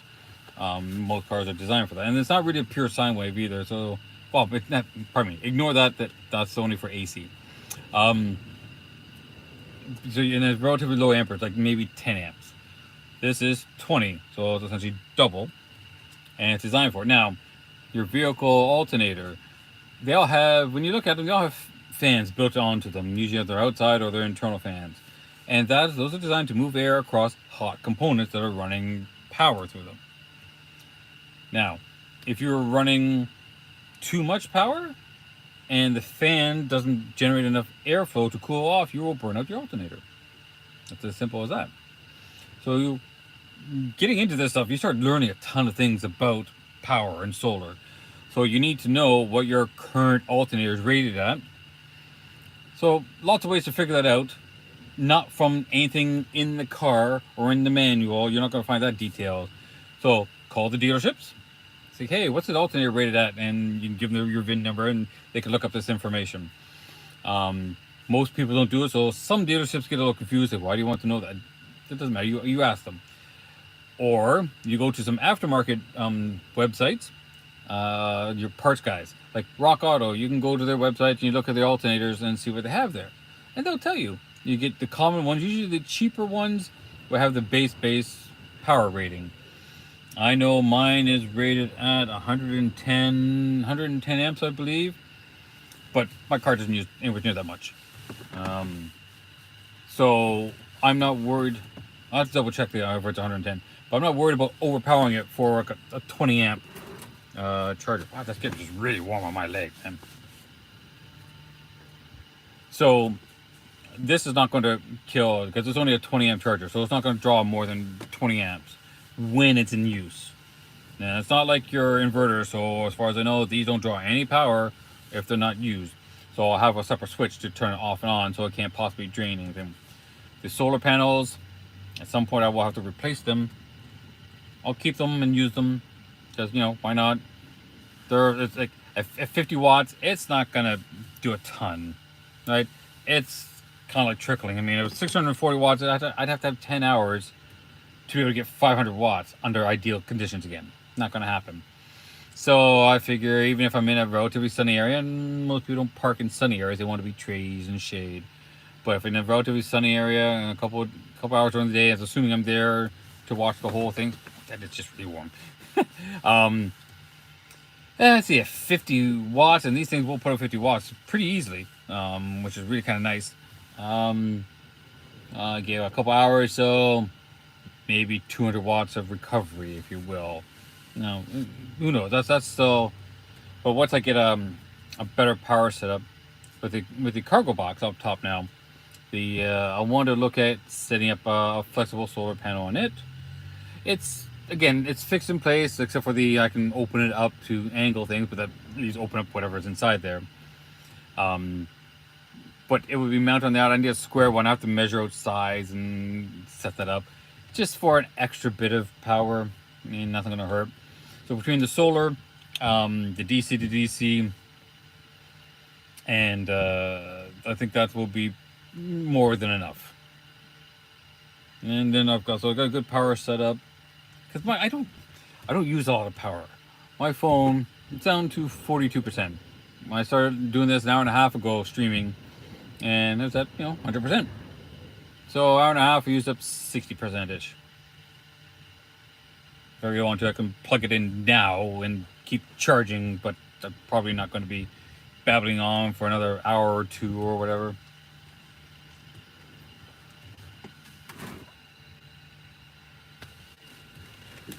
Yeah, so there's a balance.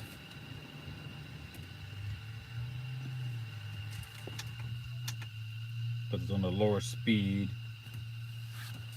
Put another little fan on lower speed, so it's still moving air around, but just not as much.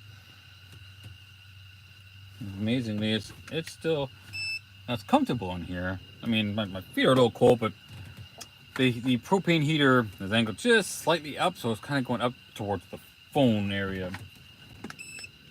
So it's 14 degrees at my boot, 21 degrees at the seat back, and 290 degrees at the right at the surface of the heater. So it's putting about a good amount of heat.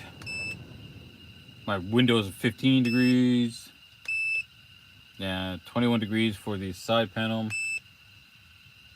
But if I go down, 16 degrees. So it's comfortable in here. You're not freezing by any means.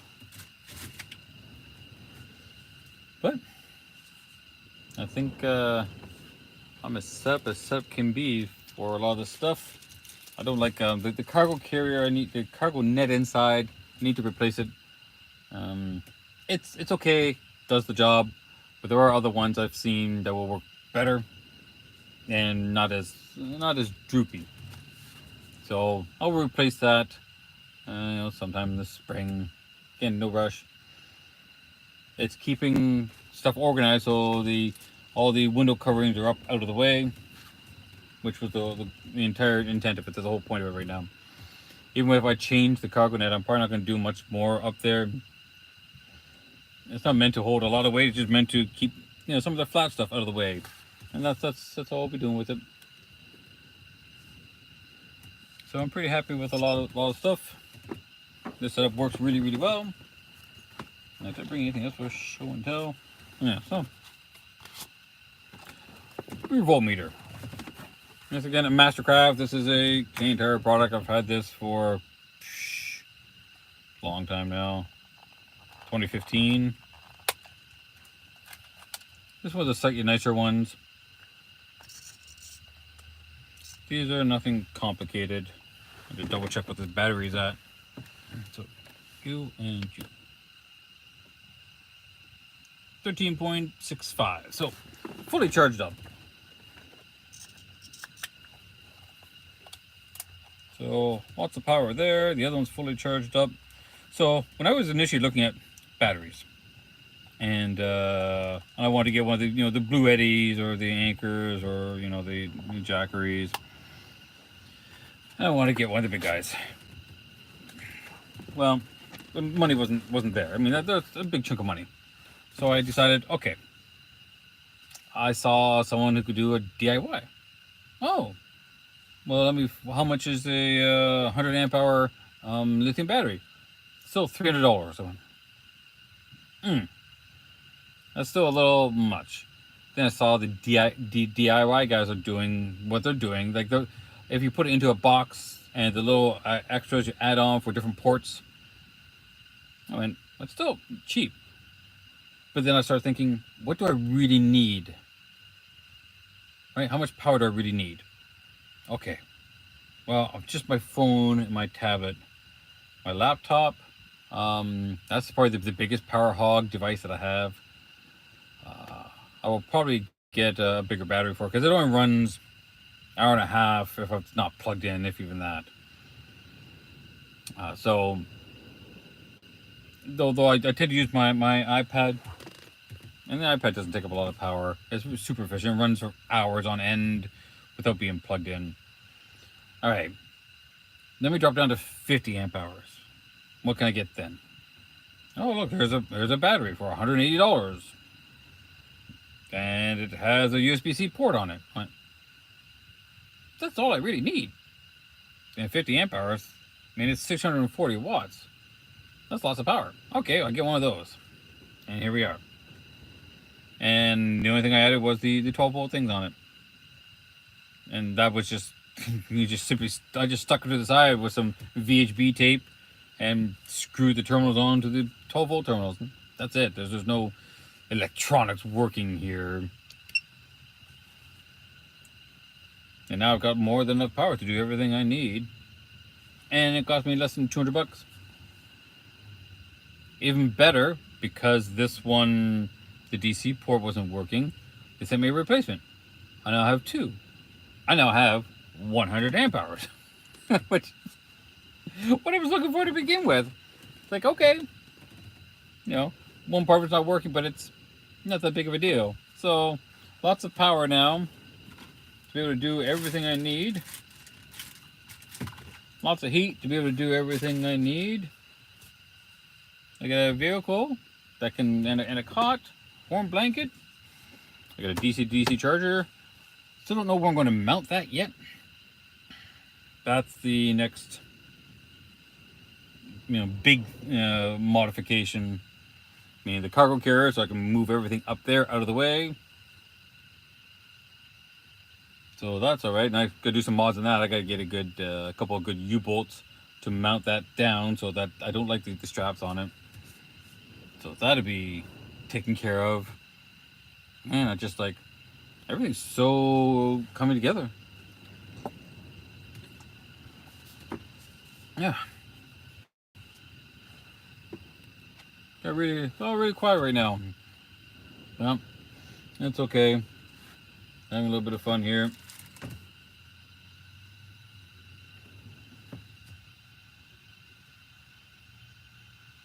Yeah, no carbon monoxide. Got the green hat smiley face. So the green smiley face says everything's good. Let's get the... You see the screen a little bit better? Green smiley face, everything's good. So I've tested out the cooking with my Coleman stove. That works really, really well.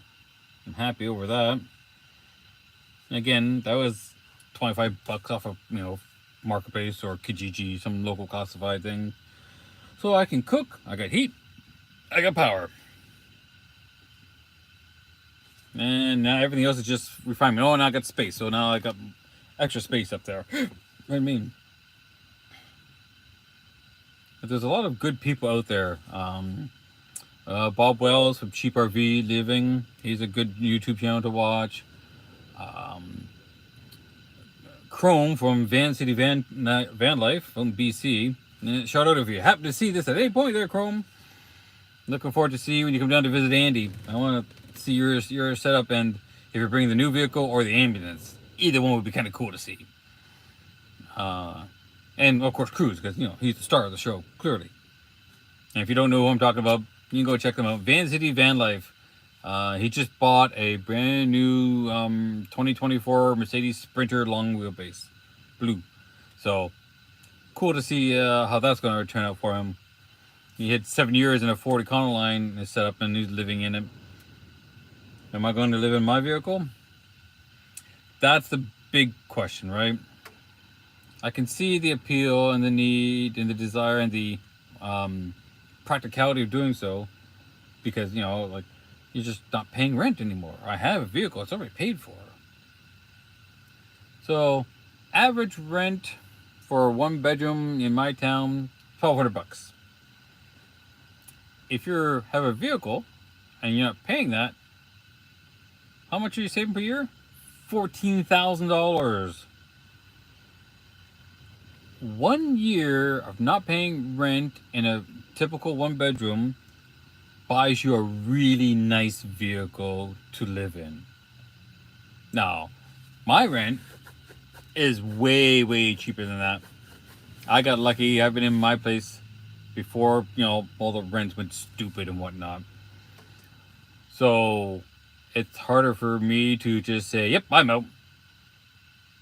Now, that being the case, if I was paying $1,200 a month, I would have been, I probably would not be in my place right now. I would probably be in this sooner. It's because, life has not been great for the last year.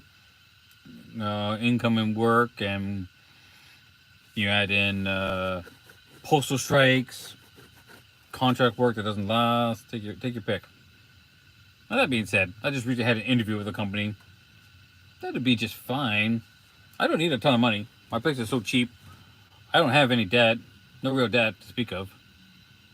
But it's still hard enough for me to be able to, you know, to thrive. I can survive. I've been really lucky with family and friends, like Christmas time. This cot and the blanket I got were part of Christmas gifts, Amazon gift cards. So I can still expand stuff.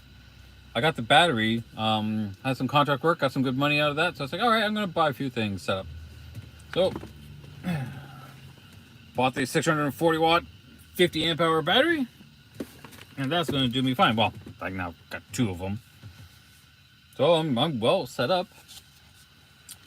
One thing that I haven't put back up, and I should do some double testing with this. I have this rod, clothing rack rod. Now that I've got the back seats out, no one's sitting back here.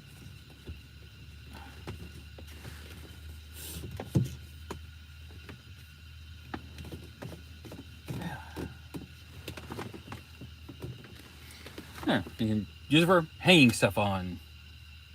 I don't know what I would hang on it. Maybe I will. Actually, not a bad idea. To mount, help hold the cargo net up. Do a more cargo net holding up to make it a little more efficient. Not bad. There we go. More use. Less stuff on the floor. Now this is handy and convenient. I forget where the hell I got it from. Probably, I think it might come with another vehicle that I had. But when I had the seats in here, your head was right at this point, and that's really irritating. Because the seats are, in the Honda Element, the seats are really kind of cool. The back seats are like stadium. They sit a little higher, so you're actually looking kind of down towards the front of the vehicle. So you get a bit of a higher perspective. Handy. And they come out really easy. I mean, the Honda Element seats do have a neat little party trick. They will fold flat back, and they flip up to the side. So you can use this while this space, so you have much more space in here. With a simple lever, you just you pull them out. So right now I got them out. My vehicle is in camp mode, cargo mode, take your pick, whatever you want to call it.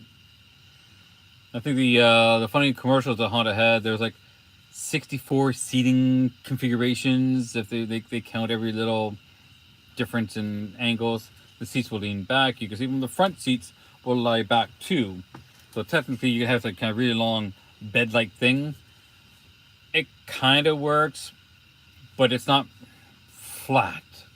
So you got kind of a couple of bumps in them. I mean, if you have some, foam or a board on top of them, then you could do something. You have a nice sleeping platform, but without that, it wouldn't be terribly comfortable for any type of long type of time. But now I've got the seats out.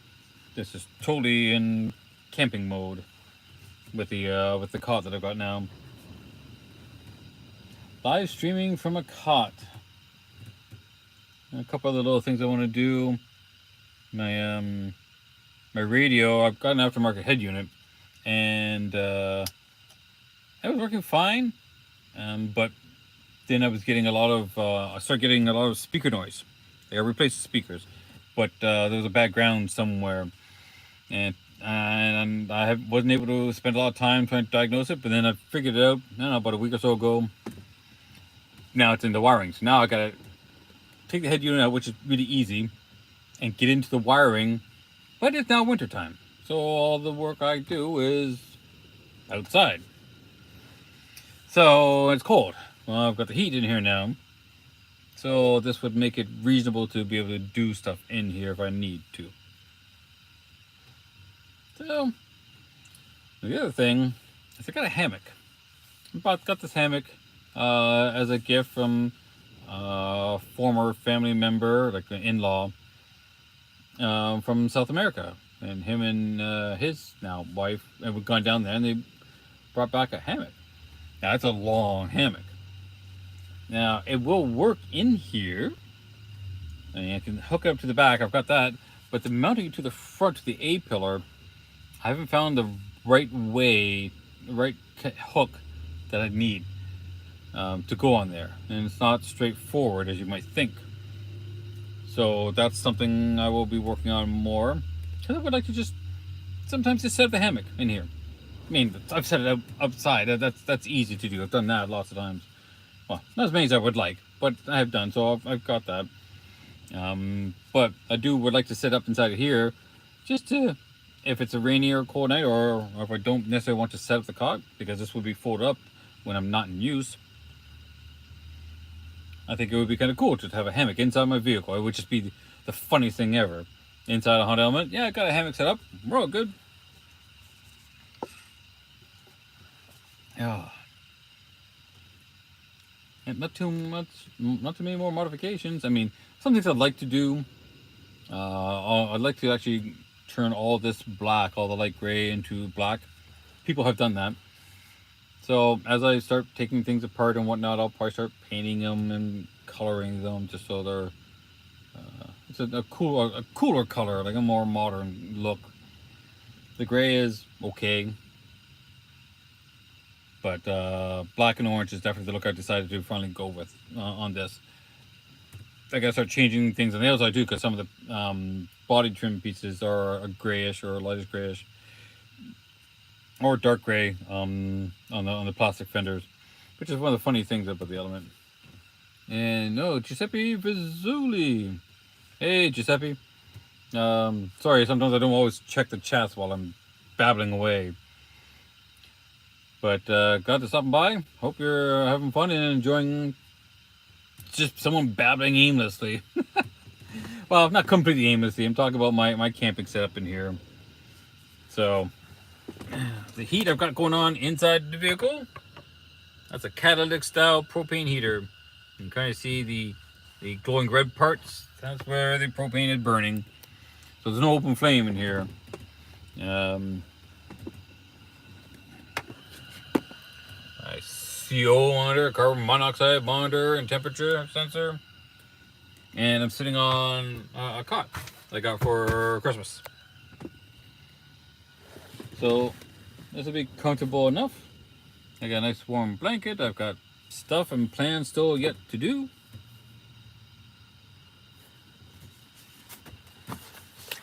With my DC to DC converter to help charge up batteries, power. Maybe I will just mount this here. I should have to see where I'm going to mount this. I don't know if it would. Someone mentioned under the seats. Maybe. I don't think there's enough room there. But I'll have to ask. I'll ask where other people have mounted theirs. That's probably going to be the next best bet to figure out. So I can keep things charged up while I'm driving.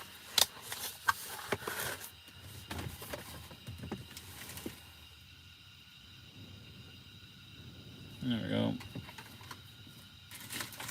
So I have lots of power. Lots of heat. Lots of cooking. It's kind of hard to beat this kind of setup. I mean, I would like a bigger vehicle. That would be nice.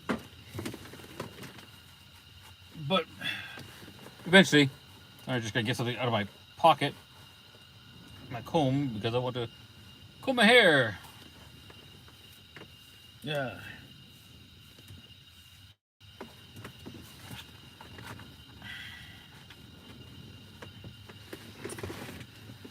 And then I do have a curtain that will go across here. It's actually insulated. I should actually bring that in, and I can add a little bit more insulation into it. So that'd be useful. So it's extra insulated to keep the sound. But see now, doing it there means the cot is in the way.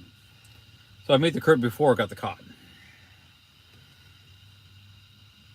So I will have to figure out something of how the seat's going to set up. So you know what? So the seat's set up. My curtain, because my feet will extend past the curtain. I think I will have to move the driver's seat up and then do a curtain that kind of goes not as long as this one is. I think that's what's going to have to happen. So it just comes down far enough beneath the windows and the seats, so that I still have some privacy and still usable. I think that's what I'm going to have to do. Things you learn, it's a constant evolution to, changing environment. That's essentially what it is. Learning how things set up and work, and and then things change as they go along. Do some more modifications, more updates, take your pick. That's half the fun of, looking into camping and van life. It's funny, I started doing this just because I want to do more camping. I haven't done any camping in 2 years, which is really sad. So I started looking into camping. Of course, who are you going to look for? Well, the people who live in their vehicles, the van life, car life guys, they're the experts. They've got the best setups for nearly any type of configuration. Like, okay, those are the guys who will have the neatest little tips and tricks. So you start looking into them, and the more you look at them, the more you realize, like, they got a really nice setup. I like the setup. I like what they're doing and what they can do. Now, there's some trade-offs. I mean, unless you get a full-size van or with a shower in it and a kitchen set up and whatnot, there are always some clear trade-offs. I mean, you're not going to be able to take a shower every day in the place you live. But the handy little trick for that is you get a gym membership. You get a national gym membership. Here, I think the one I looked at, which might be most useful for me, and I will have to give it some extra consideration, but from what I found so far, Planet Fitness, because they're in the States as well as in Canada, $30 a month. $30 a month, you have access to a shower every single day, and a gym, and whatever their black card options give you, like the massage thing and whatever. I was like, for $30 a month, I can treat myself way better than I ever did by not having that. So that actually seems like a much better deal. People say, oh, you live in a vehicle, you're gonna be dirty. It's like, no, hygiene is important. Having a fan blowing air around. You've got propane heat, you need to move air. You live in any type of temperature or weather where you get a lot of humidity, you need to move air. I mean, it doesn't matter whatever else you do, you need to move air. Because not moving air allows moisture to accumulate. Moisture allows mold to grow. Mold allows you to get sick. So even in the wintertime, you put your windows down, like at my one window behind me, just crack open a bit because I've got my heat running too. I got a fan running to move the hot air around, so moving air around constantly. That's what you need. People, they say, oh, I don't want to open my windows in the wintertime. Yes, you do, because you need the air to move around. Now, you don't need to open like giant amounts. It's just a little amount. And as a matter of fact, most heaters will tell you how much airflow you need, and that's how much space you need to open your window. If it's 2 square feet, for example, or let's say 4 square feet, and your windows are 2 feet long, that's 1 inch by 2 between 2 windows. That's 4 square feet. Small amount of gap. You don't need a ton. One of the next things I will be adding in this year will be rain guards. So the rain guards will come over. Even with the windows down, you won't be able to tell, because the rain guards are covering that 1 inch gap that most people would see. I might even 3D print my own style. That's still something I'm thinking about That's the design and a lot of printing. The material's not much. The design's going to be the big thing. But we'll see how that goes. I mean, I could buy them enough, so maybe. But having your own style when no one else has, there's some real appeal to that. That's why I've got, that's why, one of the reasons why I picked up this guy, because it's orange. It matches the color of the vehicle. So there's carbon monoxide, an orange carbon monoxide detector that happens to match the color of my vehicle. Sold.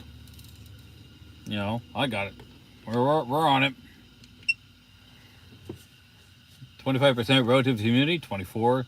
And so you get 19 degrees there. I don't think this has changed too much. I think we're hit our equilibrium. No, go on. 23 degrees. Oh, it's gone up some. 27 over there. That was the side of my leg. 37.5. Gotta change some stuff around. That's weird. 7.8 there, but... Alright, 21 degrees there. So if I go to the front of the vehicle, 11 degrees up there. So, let's see, my boot, which is not exactly, is 23, so 24 degrees in this immediate area right here, but 11 degrees up there, so half the temperature. That's because, you know, your seats are blocking, keeping the heat here. Now I have a fan blowing air so that it's kind of moving it. So if I do have two people sleeping in here without the cot, and it's in cold weather, I will have to have the heat in there and a fan in there blowing heat back. So it's going to be pretty inefficient, but with the Reflectix in, I think I'd be able to do pretty well and keep the heat in here. So it won't be too bad. I mean, I suppose, like, not down, I'm actually thinking the Curtain King go in front of the seats. It would look a little obvious, but that's if only if I'm doing stealth camping. But it would be not bad, actually. And I do have Reflectix for the front windows. I didn't do the privacy for the front windows. I just did the Reflectix, which is fine. I mean, I still have the material if I want. I can still do the front windows.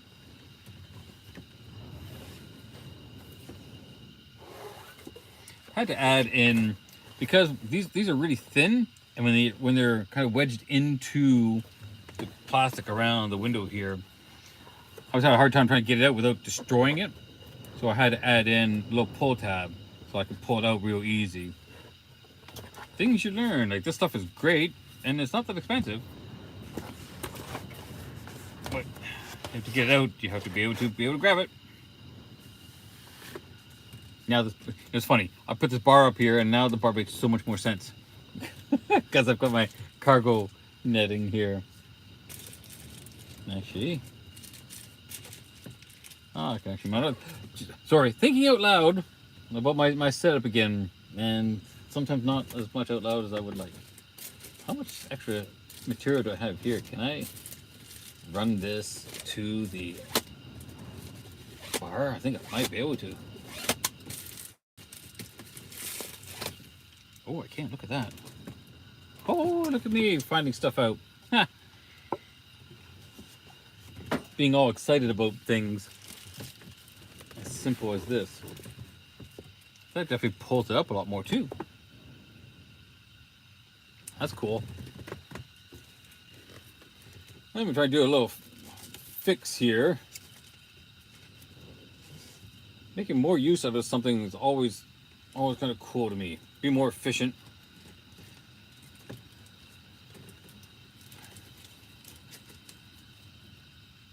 This is messy efficiency, but it's still efficient. Because I'm making more use of something that's already here. I wish these were in red, ideally in orange. Oh, that's cool, because it then helps. Because I'm sitting in the front, when I'm using my rear view mirror, I want to be able to see better. So that's why I like this, because it's convenient. That way. Now, what about you?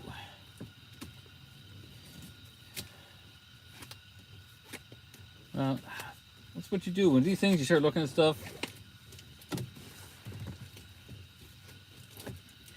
This helps too, but it's not as much material to pull on to tie up. A little more challenging. Well, let's see if we can do it. Why not? Keep some tension on there. This one going to work if I can get it around a second time. Oh, I know I won't be able to get that around a second time. Well, we'll see how long that lasts. Pull this down. Maybe it'll stay a little bit longer. We'll see how long that one lasts. It keeps things out of the way. Wind all around, I'm thinking. But I still will place the cargo net with one head guy where his went to, you won't be able to see, went to this B pillar here, and he had it connected. So, which is nice. So I got a little bit more storage space in my attic. Well, my inside attic with the outside attic. Actually, the plan that I've got, is going to be adding an inside rack, mount the whole inside. I saw that set up and I thought that was absolutely brilliant. It used these handles because, well, no one's sitting back here, so it's mounted to these handles and the one up there, and then he just had a track on the inside where you can mount things. I'm going, that was a brilliant idea. And you can mount things to it, and you still have, cargo storage space up there. I'm going, seriously, that's a great idea. So next year, that's going to be a next year thing. We'll see. This year thing, next season. Make some more money. This new job that I'm pretty sure I'm going to get will help out tons. So, yeah, caught up and everything, get this set up. Yeah. It's so weird to be thinking that I'm giving some real consideration to moving into my vehicle. And my rent's pretty cheap. So, it's going to allow me, with a decent job, and again, I don't need a ton of money. It's funny. I think a lot of jobs these days it's crazy. We can't even get more. Can't be back here. I want to be no more comfortable. I mean, not that this is terribly uncomfortable, but I want to be more comfortable. So let's see. I'm going to try using the blanket as a backseat rest.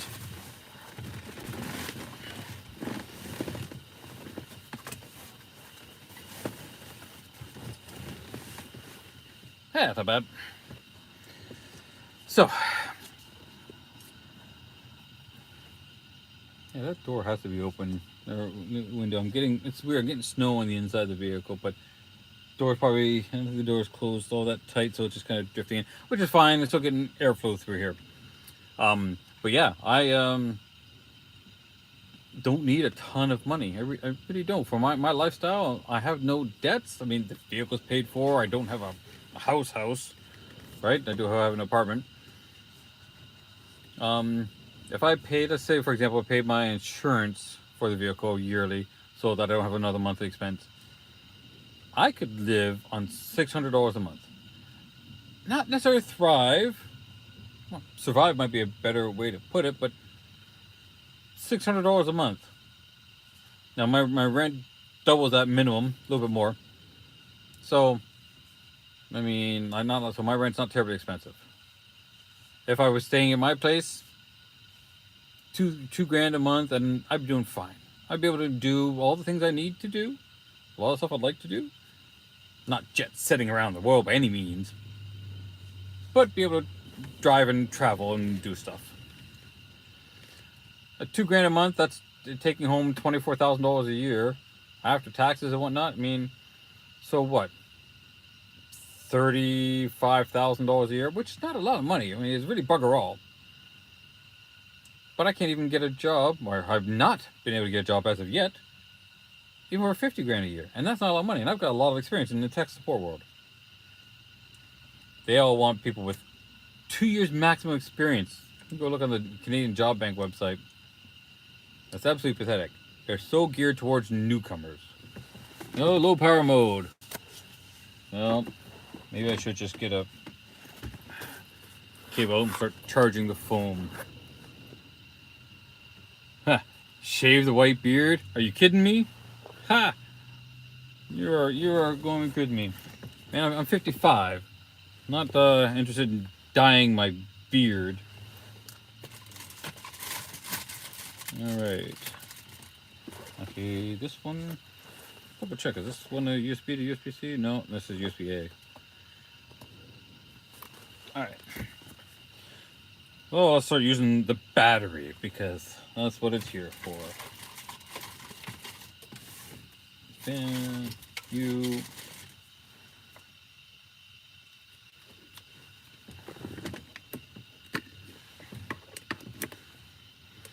Alright. And let's plug you in. Oops, move you up. Plug in the bottom. There we go. Plugged in. Ugh. But now it's blocking. There we go. Let's do this. Move that up.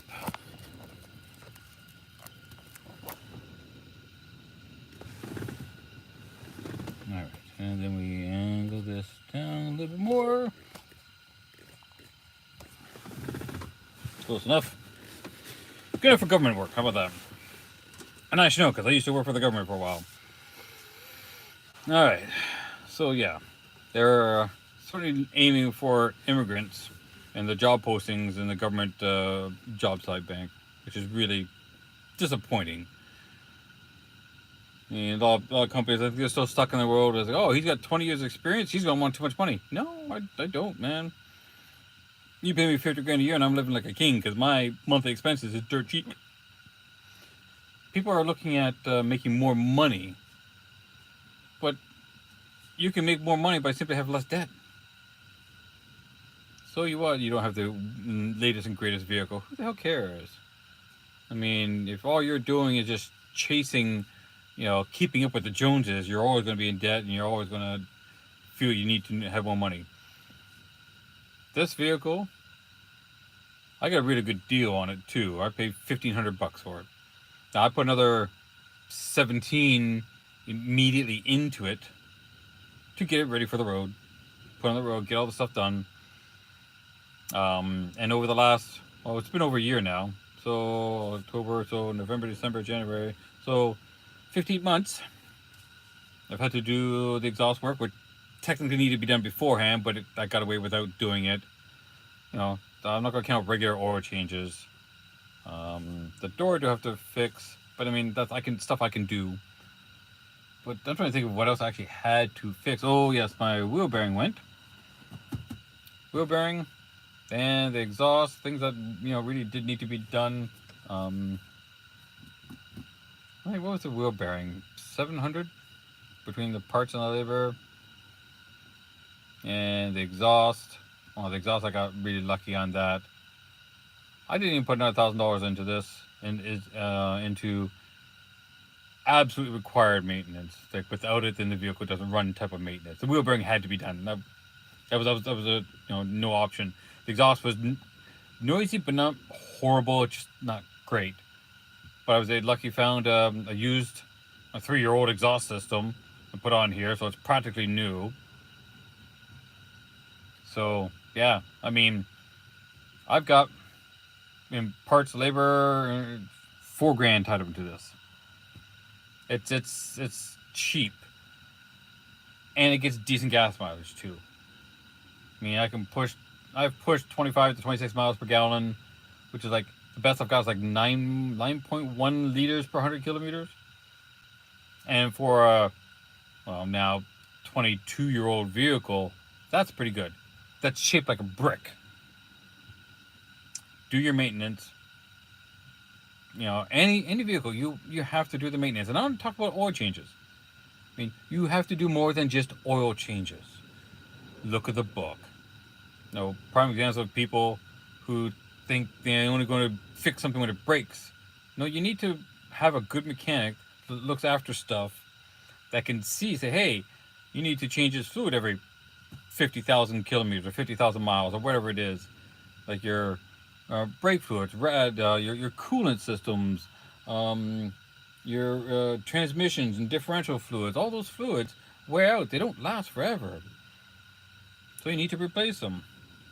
And if you don't do it, and when things break, you're gonna, don't blame the vehicle for your lack of maintenance. I had this very argument with someone in particular who I'm not allowed to mention anymore because they don't like being shown. But if they don't like being shown, why is that? Because they know they did the dumb. It is what it is. They don't. I don't understand, and as I've already told them, I don't have any sympathy for people who do not pay attention to their vehicle. I mean, if your vehicle gets damaged, it needs repairs, and it's something that is supposed to be maintained, and you haven't maintained it, you kind of walked into that one yourself. I mean, do what you need to do, but don't blame the vehicle because you don't want to do regular maintenance that would have saved you literally thousands of dollars. I mean, $100 a year is probably about all you need on top of the oil change. Oil changes aren't cheap.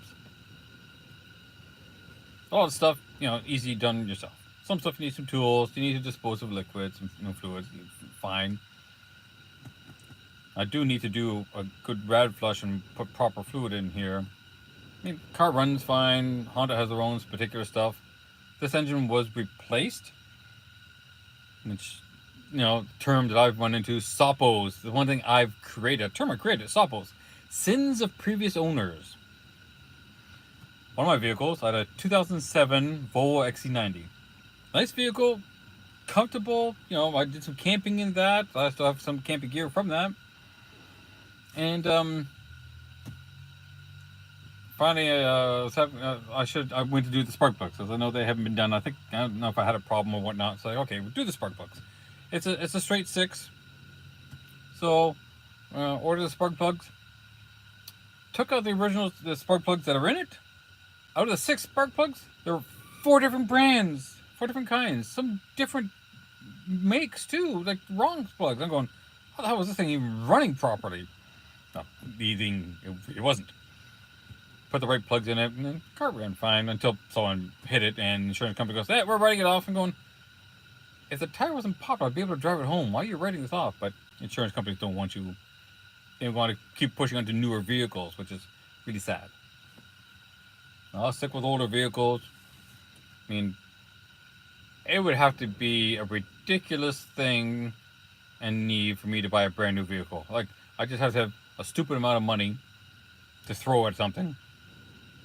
But I'm not interested in taking that 25% depreciation. The moment you take it off the lot, you just lose 25% of whatever you put into it. You buy a $50,000 car, there's 13 grand, boom, gone. You drive it off the lot, done. So, or you buy a used vehicle. Ideally, the more known maintenance history, the better. And you fix whatever you want. Fix what you need to fix, and fix it right.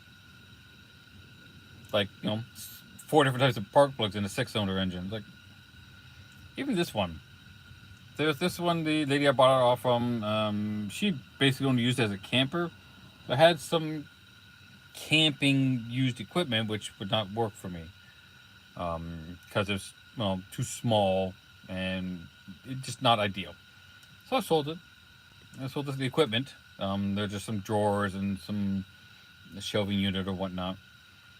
But as I started doing the maintenance on this, like, every vehicle now these days has cabin filters. I thought, okay, well, I should do the cabin filter. I don't think cabin filters were ever done in this thing. It was absolutely disgusting. And God only knows when the engine air filter was done, because I stripped the screw portion of the bolt that held in the air filter. It was just rusted. It's like, it should not be. This should be done. So that air filter, like, it looked like it'd been in there for like 3 to 5 years, which is nuts. Now I'm lucky that particular air filter. So when you strip the inside, the outside's still a nut. Then you can use a a driver a socket wrench to get it off. So I was lucky there. But like air filters, man, this is everyone knows about air filters in their car. Even the engine air filter, let alone the cabin air filter. For some reason, that something still hasn't been permeated down to the average person, which is absolutely bizarre. And it's like it's almost like the average person doesn't know a car needs gas. It's like you have filters on the car; they all need to be done. Uh, you do it, then you know what's right. You know what's done good. You know what's done proper. Now I think my front struts need to be worked. I was talking to my mechanic buddy, and he says they're starting. It's like, all right. I mean, some of the plastic covering, which is not that important, the boots on them, which is not protecting anything. It's just they're kind of cracked and whatnot. And I did notice some noise, so I have an extra set of struts, which is kind of funny. We do have an extra pair of parts, so those are likely to go in. But the next things I do need to do on this are the motor mounts. I think they're all shot. And with the manual vehicle, you really notice it. So that'd probably be the next major thing that gets done on this. That's going to be the next major bit of work. The brakes were done. The plugs are in good shape, so they need to be done. I've taken them out. I've adjusted the valves because they're manually adjustable valves. So every so often you do need to adjust them. So I don't think they were ever done on here. Made a big difference, certainly in the noise factor. In the sense that it now makes noise when before it wasn't making noise, and they're supposed to make noise. There's a gap in there that's supposed to make the tappy noise, the tappy noise. But not a hard thing to do either. So I hope I did one of mine. Help my friend did one on his. Yeah, heating's still going. Fan's still blowing the hot air around. Let's see if I can adjust that fan. Yes. Oh, that was my temperature sensor going on. There we go.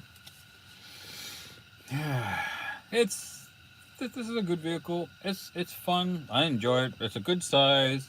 It's sporty enough with a 5-speed manual. I really do want all-wheel drive because it's really easy to spin the front tires on this thing. Most manuals that are, but in this thing in particular, it's a pretty low-end torquey engine. That K24 motor, it's actually impressive what they've been able to do with it. But we'll see. I mean, if I keep this one vehicle longer term, sure. We'll see. There's some other ideas. I would still like a red one, a rally red with the black trim and the fenders and whatnot. I love that color combo. I almost got one. That's the one that got away. I really wish I could have got that one. It was super nice. It had maintenance history. Man, it was 5-speed, all-wheel drive. It's like, oh my god. It was really, really nice vehicle. But it got away. So, we'll see. Next one, I'll probably have to get from the States. The southern states where there's no salt. And then have it all coded, documented all so that, if anybody ever asks, if I ever sell that one down the road, say, hey, that underneath is mint. Here's the video that shows it before I did all the coating. Because sometimes you don't know. When people coat their under things just to hide rust. Now, a lot of vehicles, you're going to get some surface rust. That happens all the time. That's no big deal.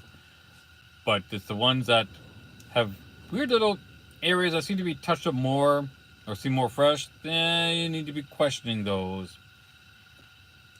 But in places that use salt, fun fact, it's not actually the salt that causes the corrosion. It's the fact that the salt holds water. The water causes the corrosion. So the salt is just something that holds water against it, and it makes it last longer. The moisture hang around longer, which causes more corrosion. So take your bit on that. I think the salt does have some effect, but not as much as apparently that holding the water. But we'll see how this goes. This thing still needs you know, ideally rocker panels done on this. Underneath mostly is fine, but those parts are, as you know, worn out. 22 years, so that happens. Yeah, now the battery's charging. We're at 31%. I think we're down to 19% at one point. Now we're up to 31%, I think. Now let's see, carbon monoxide. We're at 19.5 for temperature. Any other change? Let's get you up. 23.4 there. 15 degrees down at the feet. So the heat's kind of up on an angle. So the heat's coming up kind of like on this angle here. But my fan, I've got a fan that's kind of blowing at this angle. So it's trying to keep the heat a little lower.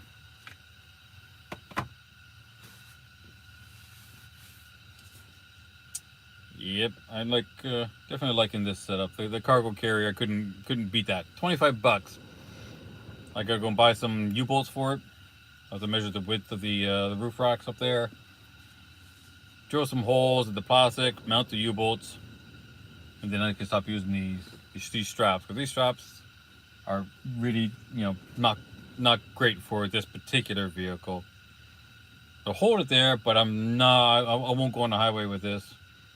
Not like that. When the U-bolts are on and it's mounted hard to the roof racks, fine. But until I do the U-bolts, definitely no highway runs for me. Not that I do highway ones anyways. I really hate driving on the highway. The smaller secondary roads, you get nicer views, more casual driving, and you get to see things you don't get to see on the highway, because the highway is just convenient. That's all it is. You don't get anything nice. If there are, they're notably off the highway. Like the Big Apple thing heading out towards Ottawa. That's a cool place to stop by. And we'll have to go back there. Because, you know, good apple pies and stuff there. And see the giant apple again, just because. Is that 19.7? Yeah, we're good. Well, this is a pretty handy little place to park. It's a little park in Hamilton. That's actually, you know, just blocks from my place. But I need to get out because I couldn't do this and moving stuff around on the street. So I have to get out, have a little bit of fun here, do the setup, see what it's like. I think in order to use my hanging support, I'll have to take out at least unbolt that rear seat belt. I'm not using the rear seat, so undoing this seat belt is not a big deal. I probably will not remove this seat belt itself. Most people don't, even when they do builds. They're just there, tucked out of the way. I want to always be able to, you know, revert back to what it was to begin with, so that I'm never stuck if I end up selling it and someone wants to use it. But likely, if I do keep this and it's still in good enough shape to sell, it'll be used for camping, and the setup will probably not change. What are you saying? You're at 18 degrees and 36%. So it's really close to the carbon monoxide. Let's see. I'm saying 15 degrees. I'm saying 22. Yeah, funny. You know, 22, 19. So there's a difference there. You get an idea. I mean, I don't know what's going to be particularly accurate at all. But I mean, these are pretty close in temperature overall. So that's all you're really going to need. Just some sort of rough guess. Pardon me. I would definitely see where this is all going to go. Got some plans. I don't know where I'm going to go camping yet. Definitely will take off for a weekend somewhere. Once the job is up and running and get some stuff happening, some, you know, decent income. The 3D printing starting to pick up a little bit more, which is nice. So I'll have a little bit of fun with that. I make stuff for the Element, and as well as other things too. I've had some interesting requests of a new customer, and she's pretty cool. So it looks like it might be another new friend too. I had an adult utensil. I'm gonna call it that. I'm gonna keep it very simple. That her significant other wanted, and it's like, really? Okay, that's what he wanted. And man, got it done for him. It's funny as hell, but you know, odd conversations, adult conversations that you have to have that I never would have thought I'd ever say anywhere else, ever. But it's funny because it's a story, and I don't know how much I could really say on YouTube. I could probably use the official biological terms, but you know, who knows who might ever get upset over things just because you're using biological terms, which is ridiculous. But it was funny. But she's got some other stuff that wants me to do. It's like, hey, we'll see how that goes. I like doing some of the weird custom stuff. It's fun. Because it's never the same thing. That's what I enjoy about it. And so something pretty casual. I do one of the cool things that I do, and that it's surprising. It's been consistent. Is those TV trays that fold down? With the legs go underneath, and then the tray folds down. Then you open up the legs and clip them on. Those clips break, and then they're broken. They're not usable anymore. So you can't use the tray, but you can't buy replacement ones except that I make them. A couple little screws and a couple different sizes. There's two main sizes, and I've seen a third size that happens like 2% of all the ones I've ever done, and that's the only place you can get them. So I do them in what's called TPU, so it's basically rubber, like a 3D printed rubber, and people are buying them. They're a handy little thing. And one lady was restoring a set for her mother. So you want to get something nice and something is very, very niche. That's something kind of cool.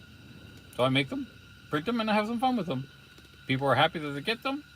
I get some pretty cool pics of ones that they're done, the ones complete.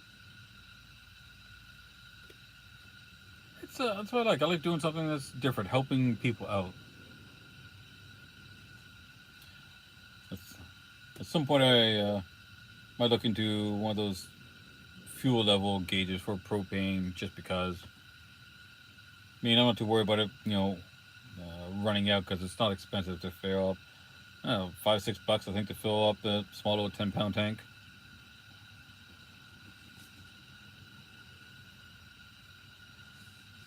Yeah.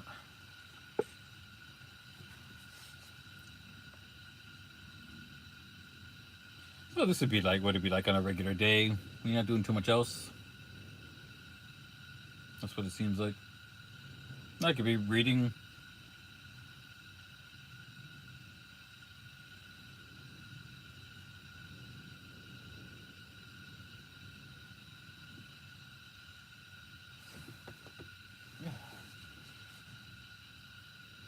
Yeah, I'm kind of really enjoying this. I just like being kind of casual with stuff, like nothing too fancy. Occasionally I'll get into more stuff, but right now I've gone through, showed everybody the cot. Check out the new cot that will work just fine in here. Yeah, I got some heat. I got a warm blanket. I have some obviously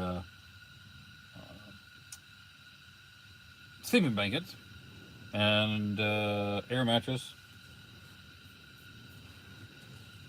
Heat, power, sleep. The only other thing that would be super convenient would be one of those freezers, little 12-volt fridge freezer things. I've been looking at those. I think I get an okay one for around $200. I think it's about the cheapest you're gonna get. I don't need anything big. Certainly not because the space in here is not a lot. In the wintertime, I got an outdoor fridge because it's still -3 out, plus whatever the wind chill factor is. So still got some freezing stuff out there. But we'll have a lot more fun, that's for sure. the fridge just for, you know, regular food. I will look at a woman I know down the States runs one of the Facebook groups for people who live in their vehicles. And once a month, she goes and rents like a hotel room that has a kitchen. Does all her meal prep. Like, that's actually pretty smart too. So, once I realize how much meal prep I need to do, and I will look at the other thing I do want to look at is the vacuum sealing, because you do meal prep. Like for example, if I just do a bunch of ground beef and then vacuum seal it in some sort of container, then it's gonna last because it's both in a fridge and vacuum sealed, and the so you got no air microbes growing on things to wear out. That's why vacuum sealing is so powerful, because it removes most of the thing that causes the problems, the things that rot. So I'll have to. I do need to talk to her some more. She talked a little bit about once how she does things. I do want to see if she's going to elaborate on that a little bit more, because that would be kind of cool. Again, someone I'd like to meet just because, you know, she's cool in general and has a lot of, you know, good knowledge. Drives a slightly bigger vehicle, an SUV. But yeah, you start meeting some pretty cool people out there. I really want to get out to the Pacific Northwest, an event next year. Actually, I keep saying next year, and in August for our Honda Elements. So now I'm definitely set up for that kind of a trip. I still a fan because, you know, AC. I don't have AC, so in the hot weather, it just be fans running around.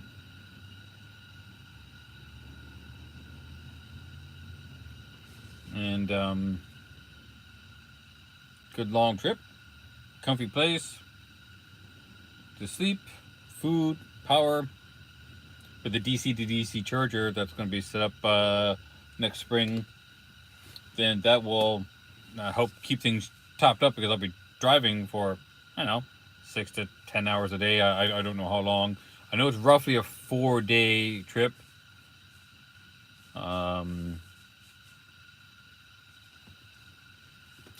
to remember exactly how long of a drive it is. I always remember, I think it's 4 days straight, which means there will have to be some stops, obviously.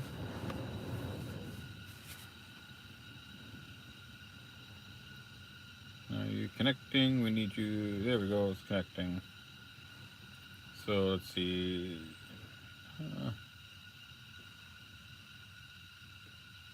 Let's see, Tacoma, it's in Washington. Directions. Well, we probably will not avoid highways or tolls, just because to be a little more. All right. So, if really.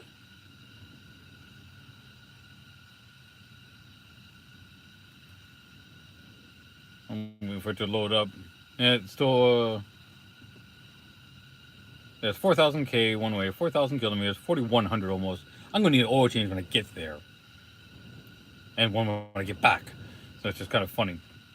But it's saying if I'm avoiding tolls, well, that's funny. It's actually a little shorter. 2 days and 2 hours. That's a straight drive. If I avoid ferries but not tolls, it's 1 day, 12 hours. So it's only 12 hours difference, which is kind of amusing. And that would be the idea. Is that an actual ferry that goes across there? Oh, that's interesting. No, there's a road where I can take a ferry. Now, have I ever been on a ferry? Yes, I have. Yes, I have. When I was in BC and I went to Vancouver Island. I will do most of this trip through the States. Oh, there are 2 ferries there. Oh, that's just a short little river one. That is a short one. That is. So they give me 3 options to get there. 1 day, 12 hours, 1 day, 2 hours, and 2 days and 2 hours. But the other ways are longer, which is really strange. I guess with the ferries, it's a lot shorter, so I can shortcut a few things. Well, no, it kind of depends. Because once I actually know that I'm going, that I have the time off. I mean, when you're talking 4,100 kilometers, let's just put it at that. I mean, how much can you drive in a day? And if you're doing, oh, let's just go on the safe side, doing 100 kilometers an hour. How long are you actually driving, right? Oh, that's weird. They just changed on me again. Now it's going to go one ferry as opposed to another. That is weird. I've never seen Apple Maps suddenly just change their suggestions and not use the other ferry. Doesn't really matter right now. You know, winter storm warnings are on effect for a lot of those areas, but I don't really care about that right now. It'll be in October, so it won't matter. So how far can you drive in a day? Let's say 12 hours of driving, which is a lot of driving. At 100 kilometers, that's 1,200 clicks. I mean, that's 1,200, 24, 36, 48. That's 4 days of driving when you've got your stops and breaks in between. I mean, I have done longer drives, but I will definitely be making sure I'll take stops and breaks on something like that. Because that's a long haul, man. So you got to look into finding and planning out your stops. And there are people along the way, so I will see about maybe even hooking up with a little caravan that might be going that way from east to west. Probably will be, so catch up with them. And maybe some sightseeing too. Who knows? That's the whole adventure of it. And where do you sleep? Who knows? Don't know yet. There are side rest stops that are probably okay. Side roads. I mean, that's going to be a lot of planning. That's going to take a good chunk of time to plan that out. Probably about a month. You know, to try and coordinate it roughly. And people say they're available, and then suddenly plans change. I mean, who knows? Anything can happen. But that's going to be part of the fun too. Planning it out, meeting up with people. Really hope and meet up with some of the people that I've talked to online. Definitely the one woman who runs the one Facebook group, because that'd be kind of cool to see. But that might be a separate trip altogether. I might just, once I'll renew my passport, take a trip across the border, just say, hey, now I'm gonna come down and meet some people, I'll have some fun for the day, and come back. Don't think I'm staying over overnight. But who knows? I mean, anything can happen. I'm looking forward to this year. That's going to be definitely a different year. Definitely have some more fun involved. And anything else? No one else texts me. It's a pretty casual Saturday, man. Pretty quiet out. So, yes, we're talking about power and camping, long distance trips and driving and all that kind of fun stuff.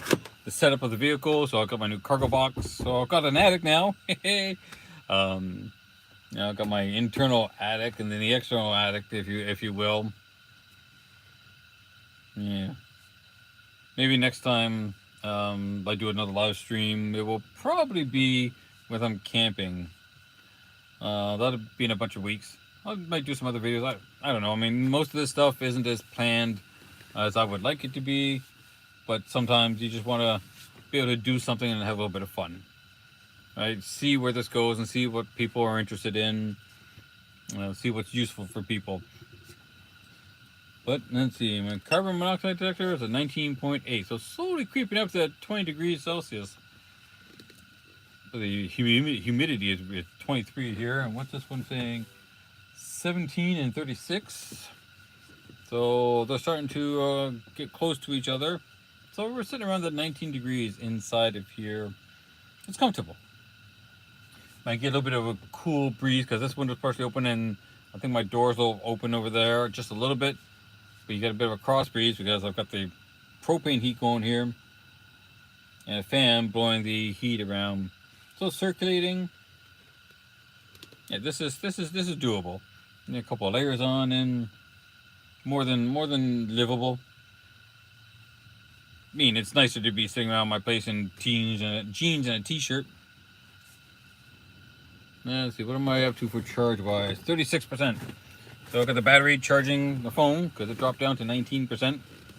So it's almost double the percentage in the last half an hour or so. So it's still transmitting a lot. Yeah, one thing I learned about live streaming, rarely worth it while you're driving. The signals are too spotty in most areas. When I was trying to do a live stream last October because there's an annual meetup and cruise for Honda Elements, I was in such an area just had horrible connection, and it would come in and out. I've got a bunch of videos. I didn't bother putting them all together because it's just too much video to put all in one. So they're up on the YouTube channel too. So go ahead and subscribe, check things out, keep an eye on stuff. Who knows when things come up? I'm trying to figure things out as we go along and report on stuff that I do. One of the things I realized that when I took the seats out, I'm going, do I have a place to sit? But I've got the cot with the blanket, so it's like, okay, this kind of works. And that's all I need. And then of course I got my front seats if I ever. Now this would probably also be where having the swivel seats. Now, there are swivel seats available for these that come in handy. But then looking at how I've got this set up, one thing I wanted to do is replace the console, the center console here, because it has an armrest, but it's got one of the storage armrests that everybody likes and wants, and but I don't particularly like it because it makes getting access to my parking brake actually hard. And same with any of the drinks, because the cup holders are down and back, so I've got this armrest that kind of blocks me. It's not the ideal thing. But I gotta look into it. There was someone who did a Honda Odyssey parking brake mod where they moved the parking brake over to underneath the dash on the driver's side outside wall, which is fine. That's what I'd want to do. I need to do the parking brakes in here anyways, so that's something that needs to be done. So I think when I do the mounts, I'll do the parking brakes as well. They need to be. It works, but they're worn out. I knew that when I got the vehicle and we were looking at the brakes, and we just didn't do them at that time because it wasn't absolutely critical. And it does what it does. It works, and just to keep the vehicle from rolling around when it's parked. And you should use your parking brake even if you have an automatic, because there's too much stress on the transmission when it's just in park. And you'd be surprised at how much of a stress it's actually on the vehicle.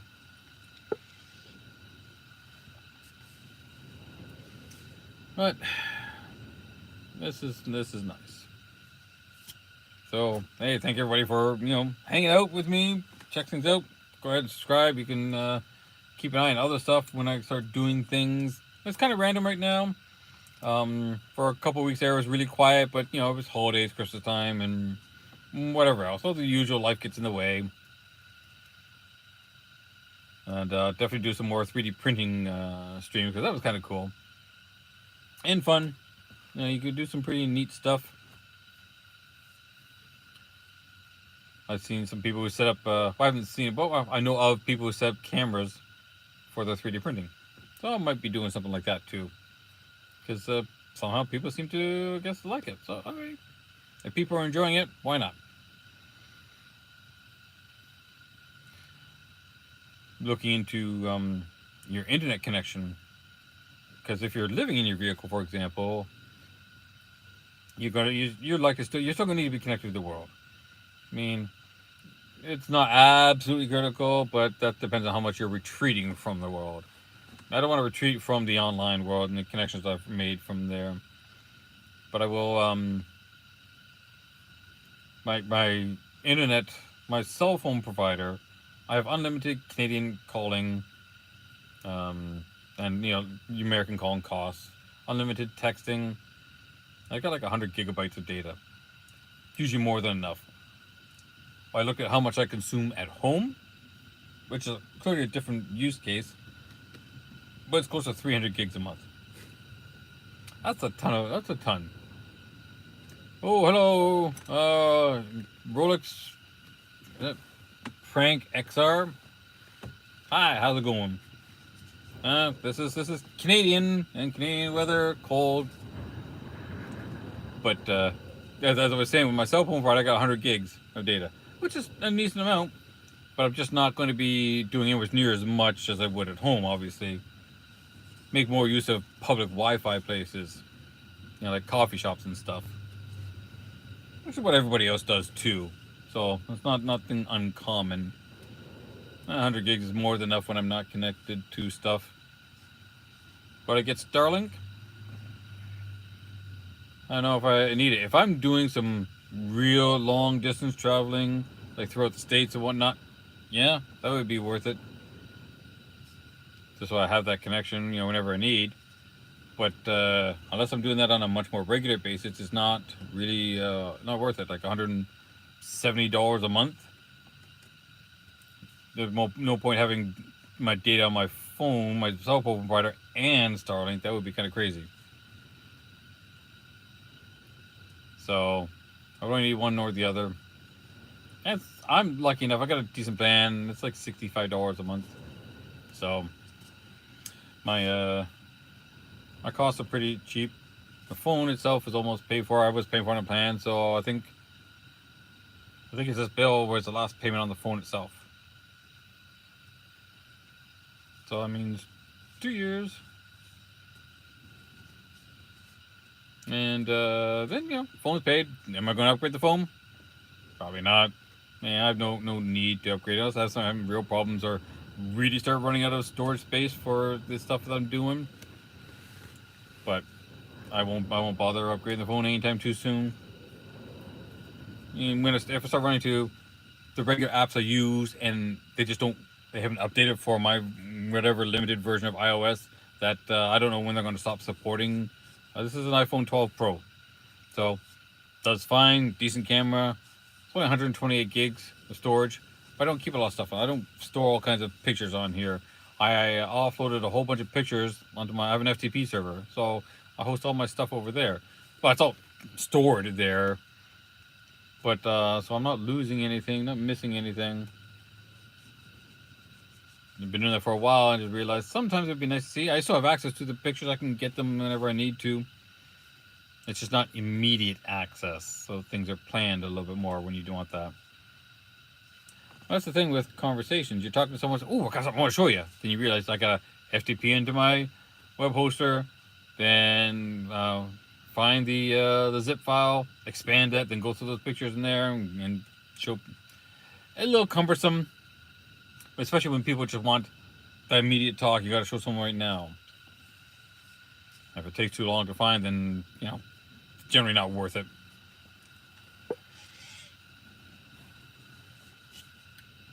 And that's still trucking along fine.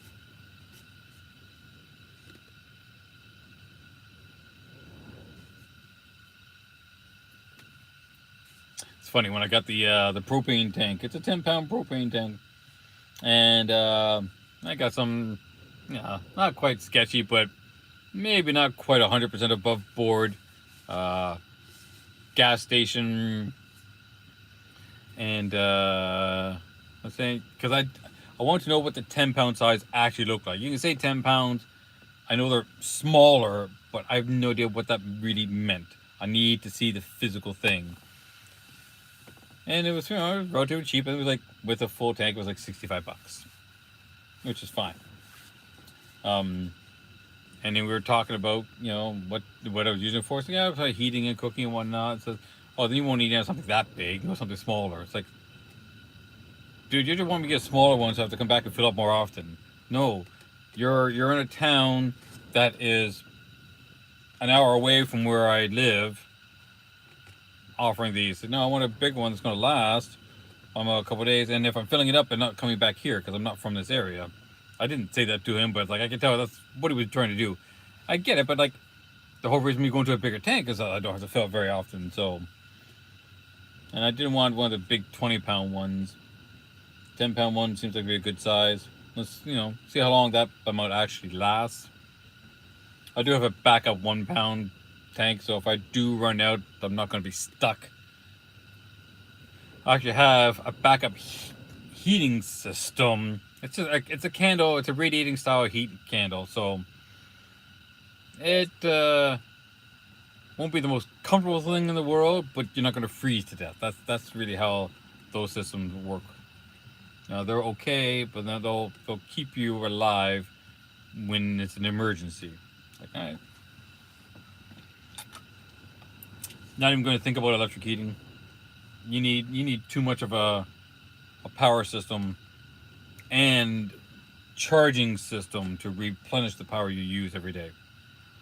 In the wintertime, I mean, you would just go through too much power to run a heater. Obviously, you can't run your vehicle. Now, having a diesel heater, it has some particular limits. The biggest one being the where you mount it, and with a diesel heater, you need diesel fuel. You need to store that fuel. You need another tank. They do come with tanks, but then you still have to have extra fuel because that tank. I think the most I ever saw one tank last was 30 hours, which is impressive. If you have a good unit that can run that long,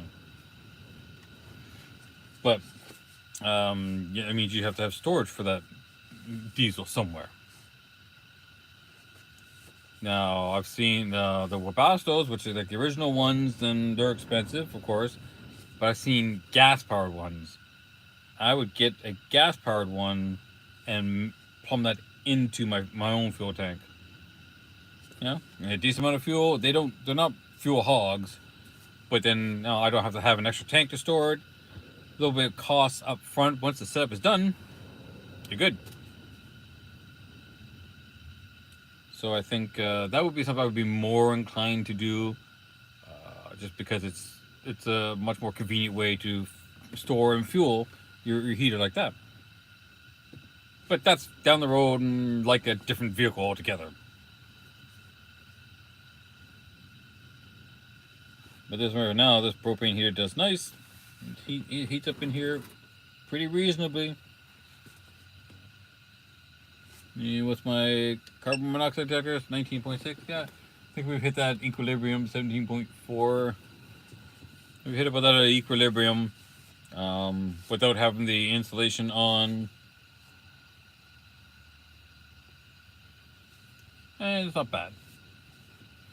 But if the insulation was on here, I could still keep this up even in colder temperatures, which is really, really handy to see. So with the Reflectix mounted up, yep, I think we're definitely in good shape for winter camping.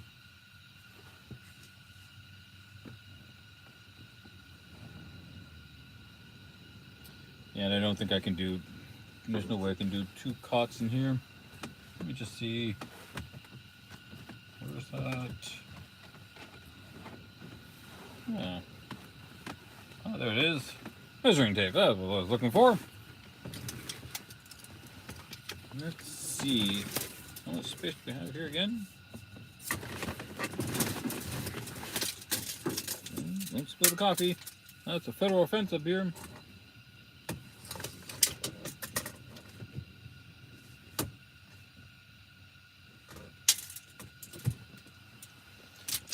Let's see, 24, and this is,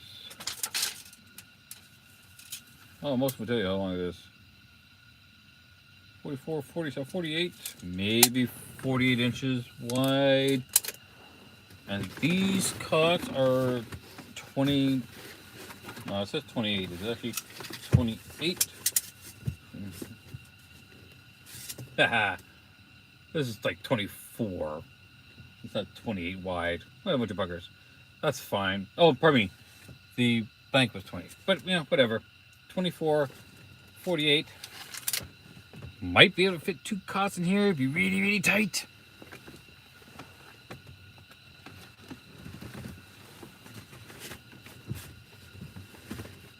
And with these bumps here, it would be a tight fit. Really hard with the propane tank. Now let's move the propane tank up. which is not impossible to do. But then it becomes running the line down inside to run the propane in here. Again, not likely something impossible to do, but it is something that can be done. Is the low power mode still on? No, that's just gonna be my do not disturb. So I think we'd better to do something else with our propane tank.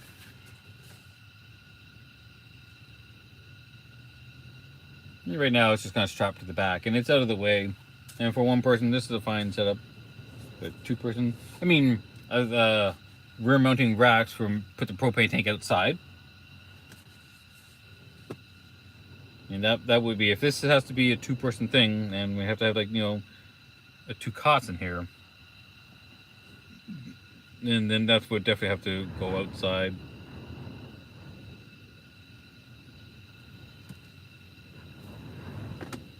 You might be able to lay it down, but then just awkward, just because this vehicle really isn't big enough for two people. I mean, you can make it work. If I had a different platform set up in here, which still can be done, the cot's going to do me for this year. Unless suddenly, you know, there a new missus shows up into my life and adds things up here.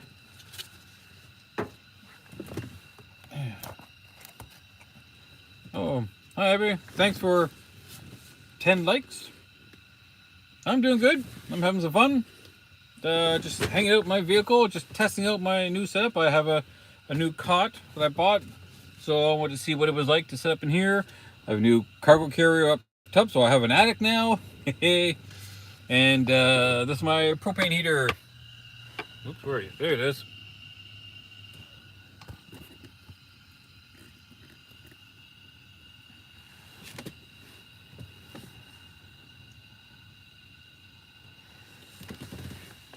I don't know Mike or Harry, so take your pick.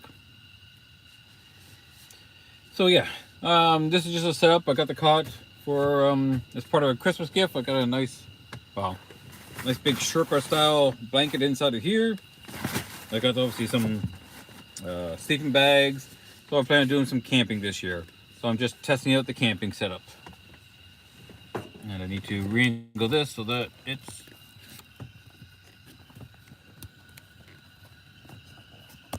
there we go. That's all better. So yeah, so I'm just testing out the camping setup to see what it's like and testing out the heat. I want to do some winter camping outdoors one weekend. I'm not really a big fan of the cold, so I want to see what this was like. So the cargo carrier, I have some stuff I normally kept in here, but I just put up in the cargo carrier. Like I'll do some modifications to the cargo carrier so that it's, you know, more securely mounted. And, you know, testing out my carbon monoxide detector, see how this works. Handy little device, 40 bucks of Amazon, Canadian, 40 bucks Canadian off Amazon. So that'll do a nice little job of keeping track of things. So between that guy right here is also a temperature and relative humidity sensor. And I was comparing it to one of those infrared thermometer sensors. So it's sitting around 19 degrees inside of here, so which is comfortable. So it does the job. I got a coat on. Now I have up here. I have my is my blackout acoustic. So this actually will absorb sound and privacy screens. I also have Reflectex. So that's my temperature controllers. So they will help keep the heat in and keep the heat out in the summertime, obviously. So it's going to be do I fish? No. Yeah, I have when I was much younger, but I never. Yeah, I don't really. Not that big of a deal. Fishing is not a big deal for me. I mean, it's fine. I don't have anything against it, but I don't really care for fishing. I know people who do enjoy it. I'm cool just hanging around the fire. That's what I'd like to do. Just sit around the fire and watch and chill and hang out. So testing out my heating system, testing out my cot, and my power system. So I've got a nice little 50 amp hour lithium battery. Actually, I got 2 of these. Funny story on that. There was one part of this is defective, and they end up sending me a whole replacement battery. So I'm like, all right. Me, I'm 55. Well, until April. So, I mean, I live literally a couple blocks down the street, so I'm just testing this setup out. I obviously can't do it at home, and I can't do it on the street. So this is a nice little park I go to and hang out in. I've been collecting a few parks and areas where I can go. There's one that's even nicer. It's a little more, even more secluded. You know, you don't get too much traffic, but in the wintertime, they just block it off so they don't do any winter maintenance. Hey, April people, cheers. Coffee o'clock. So yeah, that's just what I'm doing. I'm just chatting about life in general. You know, the new cargo carrier that I got. So I've got an attic upstairs to move stuff out of the vehicle because I need space in here. Hey, well, congrats, you're just kind of getting into life, man.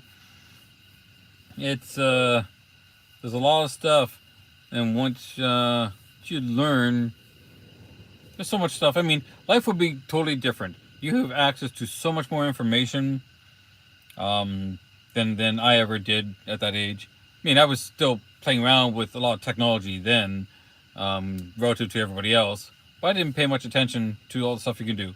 So, a couple of things I would highly recommend: invest in something. The general market, you know, the index funds like the TSX 500 and things like that. Put some in. You don't have to put a ton. Just put some in, and over years it starts growing. I mean, if I'd done that, I'd be in a whole different world of places now. I mean, that's it. You know, you don't have to put, you know, day and night, but something in. I'm not sure how your income is, but if you throw in $10 a month, I don't know what that is in rupees, but $10 a month, if you could afford that, that makes a massive difference 20, 30 years down the road. A huge difference.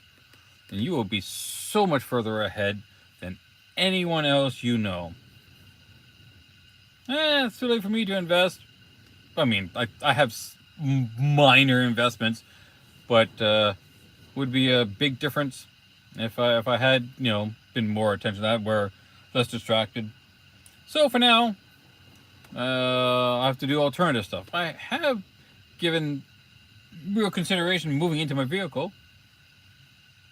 I mean, when you start watching camping, you start watching the car life guys, van life people, and you realize, you know, they're the experts in camping because they do it all the time. But you start looking at their lifestyle and you start going, that's actually not bad. It's nowhere near like it was before. You get a 24-hour gym membership. You have access to showers and exercise equipment. You end up probably be healthier than you ever thought and anybody else is, because they don't use it, and you would, because of you're using it anyways. You're going to the gym, you can take a shower every day, so you never have to worry about you know, not staying healthy. The only piece of equipment that would be missing from here was is a fridge, the fridge freezer combos. So I'll be looking at those down the road in a couple of months. I mean, I don't need one right now. I just stick the food outside and it stays cold just fine. But that's the only other thing I think would be helpful. Not critical. I mean, you do stuff right, then, you know, you don't need all that stuff. I mean, I have a camping stove, a 2-burner propane camping stove, and this is my heater. There's a catalytic heater. It's sitting on the stove right now. There is a propane tank there.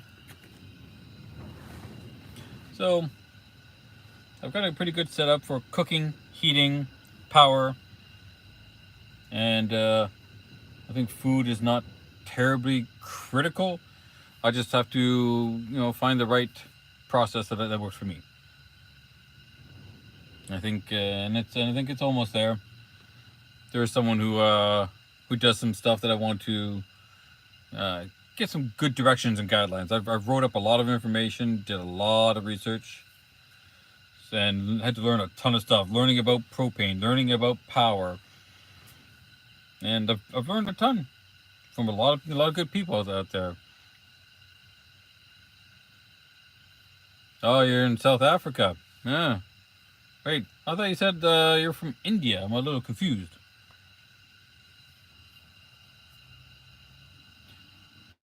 South Africa. I'd like to visit the African continent sometime. I think it would be neat, but I wouldn't go there unless I knew someone there or someone with me who's from the area who has a little bit more savvy for the something that's totally foreign.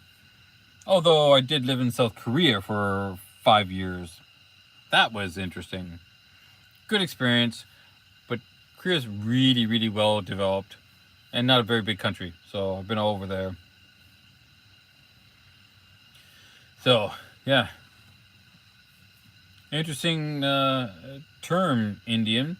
I uh, I learned that originates from actually Spanish, indios, of God.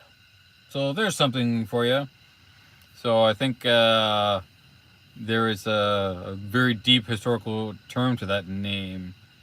At least that was something used when the Spanish people came over here, and I think it's probably continued on when the British people came into India, because it was a whole different world way back then, right? And yeah, I'm in Canada.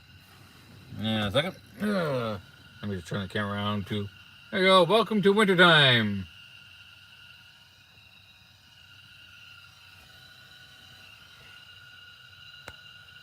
Oops, go back there. There we go. Hey, James. Yeah, nice to meet you. I've met some North Korean kids when I was there, and I have visited the DMZ, so it was interesting. And I got to see the last train station that went before it crossed into the DMZ, so that was kind of neat to see.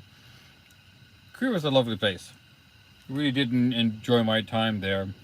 Learned a lot, met some cool people, had some the spicy chicken and non yum chicken is really that's my thing. That's my thing. That nothing else mattered.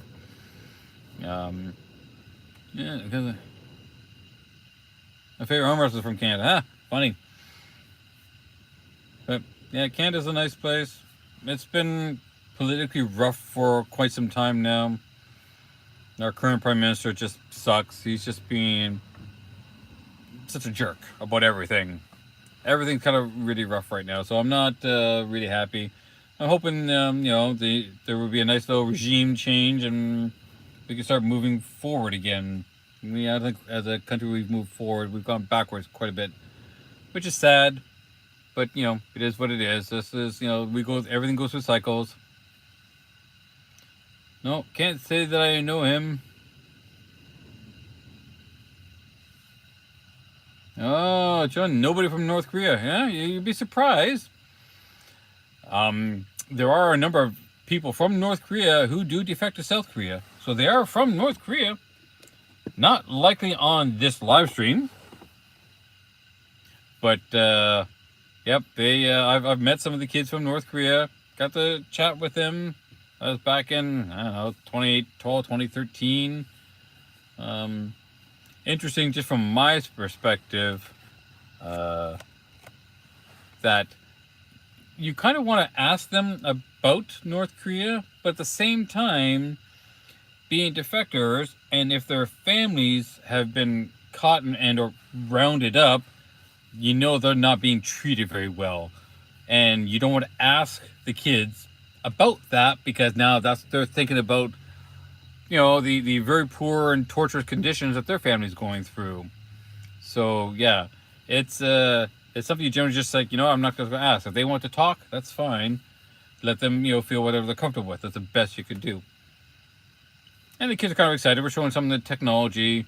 I was actually showing them Google Maps and the satellite view, and a couple of them saying, "Oh yeah, this is where I'm from." And he was showing his map and see your schoolyard and one of these statues. I don't know if it's Kim Jong Un or or his father, Kim Il Sung, in the courtyard.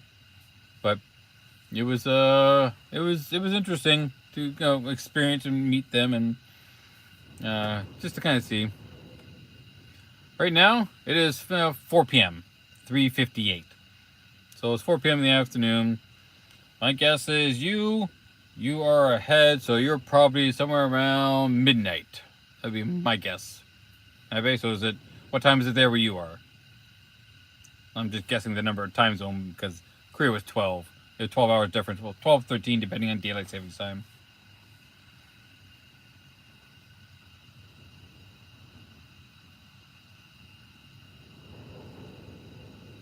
Close to 11. So I was close.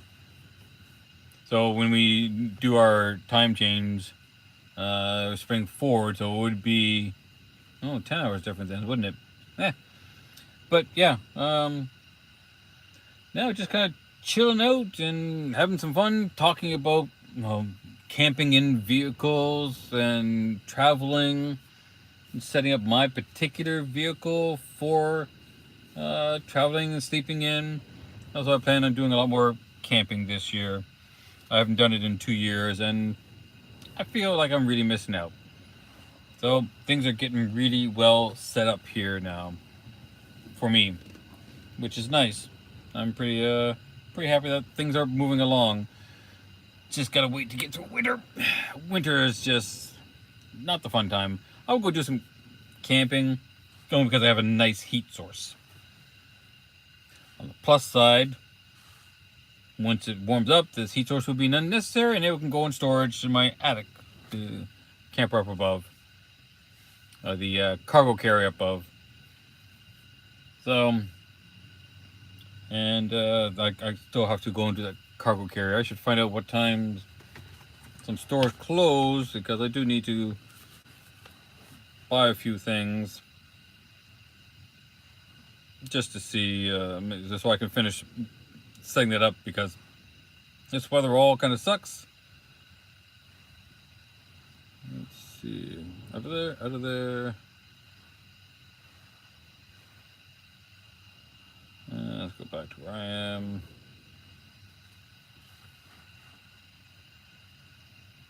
Yeah, what time do you close? I'm just checking on the local hardware store closes 6 o'clock. So I got 2 hours yet. Alright, so I'll go and check them out later on.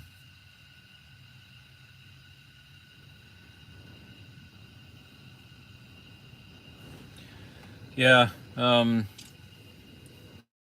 when work totally interferes with being in your natural world, yeah, that's hard. It just is. And if you're not classified as an adult, where you can go and do things on your own, or you can't afford to do things on your own, that's even harder. So, but it's saying we work so much over here. I'm right now just running my own business, but it's slow. Working on finding my own job. I actually just had an interview for a job, which I'm likely going to get, because it's right up my alley. And I've interviewed with the company before, but it seems they have an actual position. The last time I was interviewed, it was for a future position, because they were expecting to get a contract. They didn't get the contract, so no job. That's fine. It happens. I've been able to survive, since then. Gone back to school, upgrade some skills, that type of stuff. But yes, it's once you can just get the time and the responsibility to do it for yourself, then yes, it's definitely worth it. I don't know if there are any local groups that go as a club, so you can actually still go but be with a group itself. I know over here we have places like Cubs and Scouts. That's an organization for boys and girls of different age ranges, and they go and do these types of activities. So I don't know what the cost is to do it these days, but you certainly can do it, and have some fun doing it too.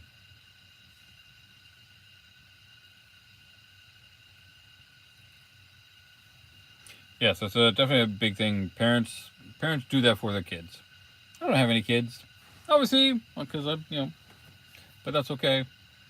I don't. I never felt the need to have kids. I don't mind them. I have some young nieces. My brother has 2 kids.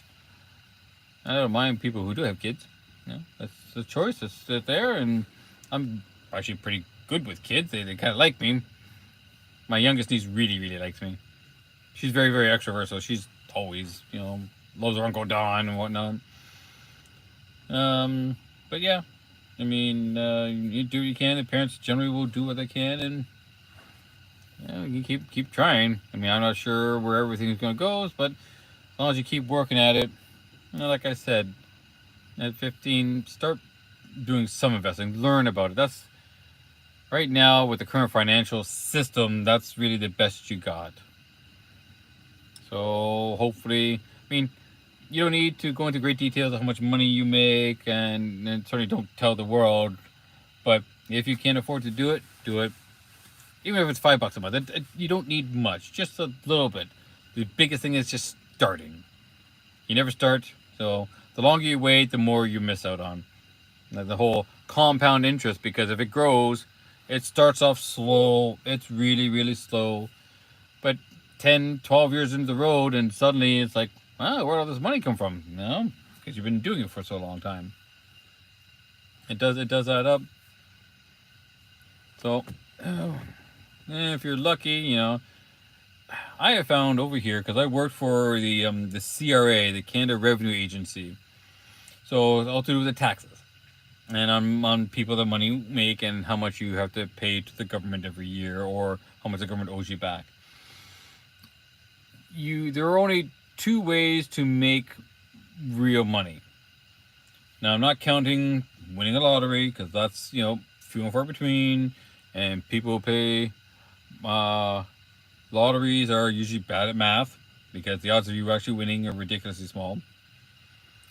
I'm not talking about people who inherited, whose parents already have money and they just kind of get brought into life because that's just natural for their world. There are 2 ways to make money, and really only 2: investing and business. Those are the 2 that you have control over. Yeah, scrap metal's a big thing. Yeah, I know. Even here, there's still scrap metal. I mean, it doesn't pay very well, but people still do it for money. But yeah, by those 2 things are the only way that we can earn income. If done right, you're gonna make mistakes. Everyone makes mistakes. No ifs and buts about that. But you learn from mistakes, and you can build on that. But as long as you're still building every year, including the setback years, then you'll be good. You'll be so much further ahead than everybody else. Best I can suggest for you. I mean, everyone's scenario is a little different, but you just put small amounts away each time, and it adds up surprisingly quick. It's actually really, really surprising. But hey, hope it all works out for you in the end. You keep doing everything you do. Oh, subscribe to the channel. You know what? Honestly, to make money off of YouTube, it's incredibly hard. So I'm not making any money off of here, not for a long time. You need a ton of subscribers. I mean, just to start, it's like 500. Doesn't sound like much, but it's not something easy to do. And then you have to have upload 3 videos in the last 90 days. That's easy to do. Make a video, put up line. 1 video a month is basically all you need to do, but you're not sort of growing anything quick. Then you need 2,000 watch hours. So if I do a 1-hour video, assuming that if I only did a 1-hour video, it'd have to be watched 2,000 times. So if 100 people watch it in 1 hour, so there's 1,000 hours there. That type of math. Thank you. Or 3 million watch hours of shorts. Right now, YouTube Shorts annoy me because it doesn't seem to make any sense how they make a short. You upload something, sometimes you get the option to upload a short, sometimes you don't. It's totally inconsistent. I do not understand. But what am I at now? Well, with you, I think I'm up to 370 subscribers. I think I started off last year at 170. So 200 subscribers in about a year. And that's only really focusing harder last fall. I think when I started doing more videos. So it's not a walk in the park. Not by any means. Then even then you're still not making all that much money. So well, when you subscribe in the YouTube app, you generally get notifications on when videos show up, so that you can follow that channel. So when you look at your video YouTube feed, my stuff will show up in there. Well, maybe I should better say has a higher likelihood of showing up in there. So if I do some videos, you're going to see that in there. All the other stuff I've done in the past might just show up in there too.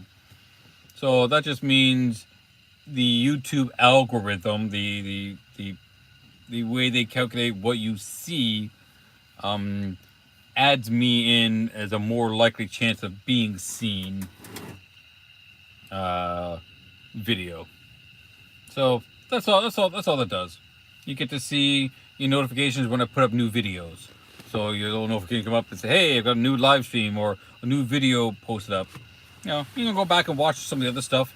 The on my channel, the Elemental Journey playlist. That's what I do about my vehicle and the camping. That's the main thing I've been doing for the last 4 months now. That's been really pushing really hard on that. And so that's where I'm doing most of my stuff, my live streams. I am looking at moving this content to its own channel. So that might come up down the road. We'll see. That's future stuff. For now, I'm just doing all the stuff here. But it's I'm not making any money. I'm just spending a lot of time doing stuff, and I don't know how often I live stream. I don't do it too often. I mean, mostly depends on the weather. I think for a little while I was doing it about once a week. Then, you know, the holidays hit, like, you know, December and whatnot, so things are really quiet.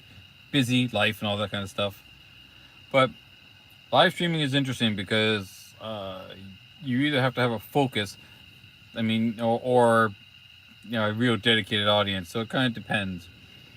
I'm mostly talking about this, and then once I've got the big stuff out of the way that I want to talk about, it's just kind of casual. So I don't do it too often. Try to do more, but you have to kind of make up stuff. So I don't mind having a good conversation with people. That's why I enjoy it. It's half the fun. Meeting people from around the world in different countries. That's always fun because you get to hear their stories. So this year things might ramp up a little bit more. Of course, if I'm working a full-time job, that's generally going to be done in evenings or on weekends. So, you know, once the job's going, then maybe not as often, but it just kind of depends. Definitely, I'll be doing something every time I go camping. You know, even if it's just a video upload or a live stream. But if I'm camping, I may be with someone, so it might not always be live streaming. Although I do have a friend of mine. Her and I, we have a lot of fun. We've done camping together, and we did some of the live streams too. So, and it's sometimes just fun. You can go and do it. But we'll just kind of see how it goes. What do we have now? Has the temperature dropped? -4. So it's -4 outside. We're still sitting around the 19 degrees inside, so we're still doing good. I'm absolutely starving. Can I reach? Oh.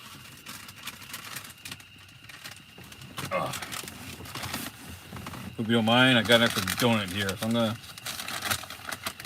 I'm really kind of hungry. What time is it now? 4:15.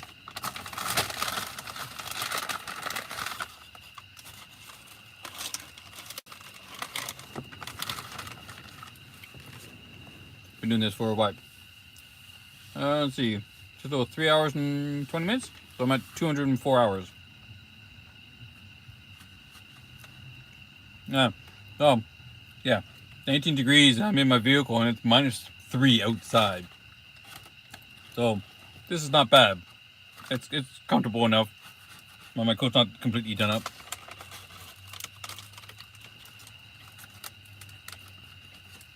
Trying not to make too much of a mess with this. But yeah, this is outside. I mean, when you got freezing snow and whatnot. Yeah, it's not fun. I mean, it's okay if you got an all-wheel drive vehicle. This is only front-wheel drive, but I got good tires on it, so those really help.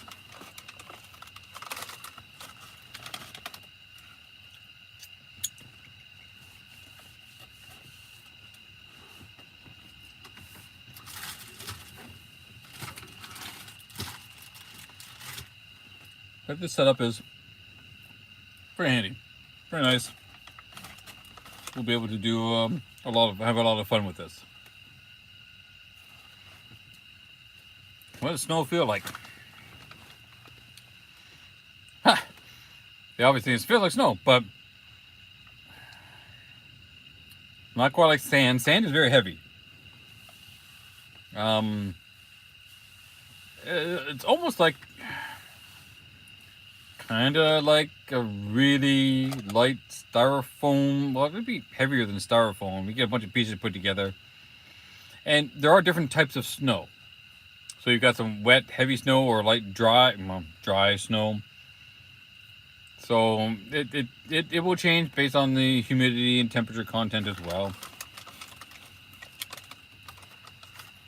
I mean, it's really tiny, tiny, tiny ice flakes. You get an ice cube, and if you just scrape it, you're making snow. That's essentially it. It's just water, frozen water, at very small levels. So you get an ice cube, scrape a whole bunch. Just get a knife and just scrape the ice cube. You've essentially got the idea of what snow would feel like. It's just soft, crunchy, and cold, obviously, and it just melts in your hand. And you get different. Like right now, it's very, very lightly snowing. But you can get heavy, big flakes too. And you get sleet, which is like rain and snow, so it's at temperatures in that middle range.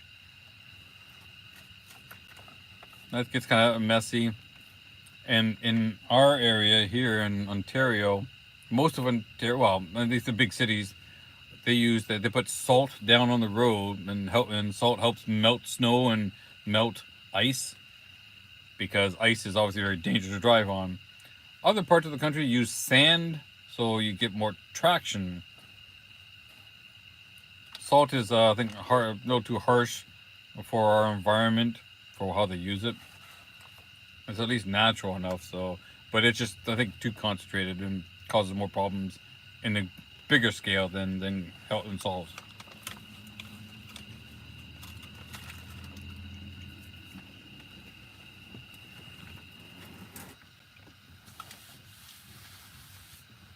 Now, you can have snowball fights, which is kind of funny. You need a bunch of snow, you pack it together with your hands, and you throw it at someone.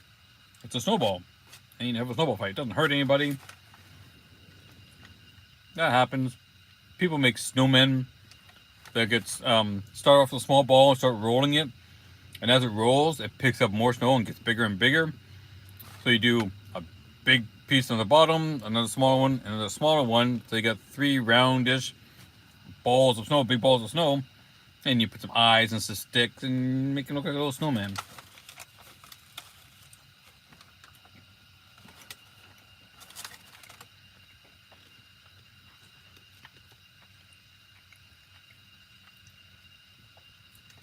Yep. Part of living in more northern climates. Sometimes you get some nice views. I mean, all the leaves are all gone because it's winter time, so they're sleeping.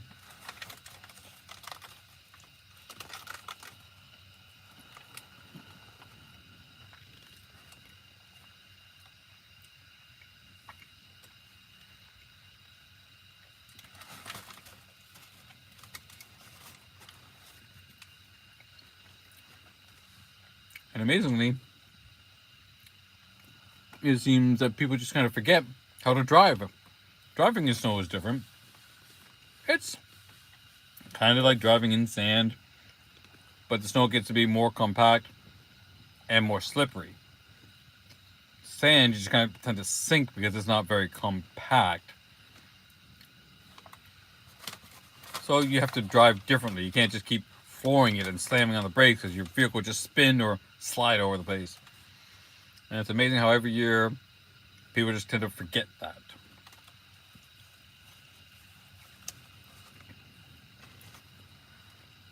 And they do have special winter rated tires that are better in snow. They have different types of traction. They have summer rated tires, better in the dry, flat surfaces. So there's a wide range of tires. Tires I got for this vehicle, they're called all-terrain tires. So then they are winter rated, but I can use them all year round. There are tires they call them all seasons. I tend to call them no seasons because they're not good in any particular season. They're just cheap tires. So they're not very great, but they're common and cheap. I usually prefer to have summer tires and winter tires, two different things. So for the use, these are all terrains. They're a good price. They're a good brand. And they're not compromised. They may be a little noisier than your regular tire just because of the design, but it's fine. It's not like it's causing a big problem. You don't really hear it, and it's just background noise if some of those tires that are.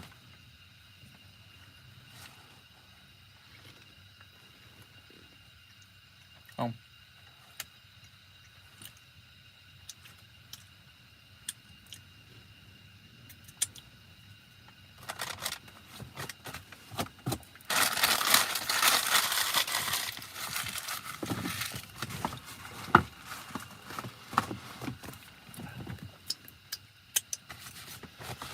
I just needed something to eat. Oh, kick my stand there. Well, I probably should get home. I think maybe I've done enough for today.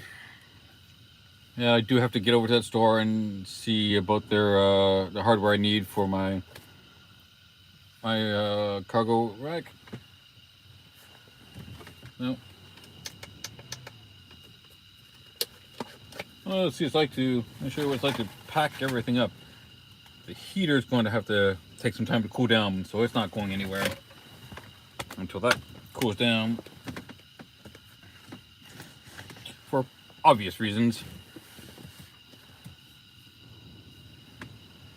Well, if there's something worthwhile coming here for, by all means, The cool thing about the modern world is that you can literally just go anywhere you want these days.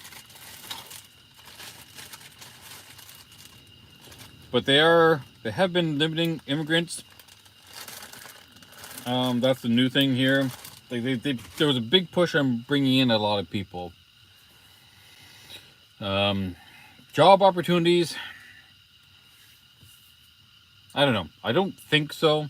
I mean, your average casual jobs, working at restaurants and stuff like that, that's always around. But if you can be specialized in something, now the good one to be specialized in the tech field, because I know the tech field a little bit better. You get into IT security, that'll definitely make a huge difference. You get your certifications, industry certifications, like CCNA, CCISP. Those will make a huge difference. Income rate is probably not the best way to judge it. You want to judge it based off the cost of living.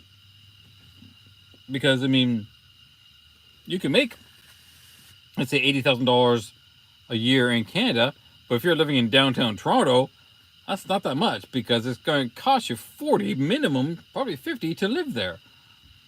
So you live in a smaller city like mine, for example, in Hamilton, it might only cost you 20,000 to live here.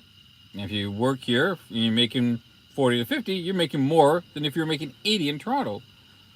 So you have to balance off where you're going to be living and the cost of living there, as well as the income rate. There are websites out there for that. Glassdoor can look up jobs and companies that those jobs are posted to give you an idea. Looking up average incomes. So you want to, it's a very, very wide thing. So it kind of depends on the industry you're working in and how much money they make versus the area you live in. So I'm just trying to put something away here, and it's catching on everything but what I want. Okay, whatever. So having a good income doesn't mean you're going to make good money, because if you're putting out more than you're making, then it's not a good deal, right? So that's what you got to kind of balance off: cost of living versus income earned. All right, I think I will pack everything up. It's funny, I turn off the fan and immediately my back window started fogging up. The humidity started collecting, which is kind of funny. Okay, pack this all up and get out of here.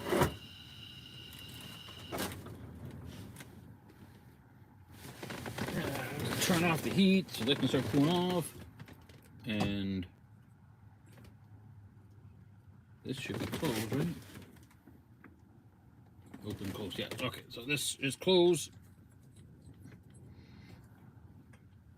There we go.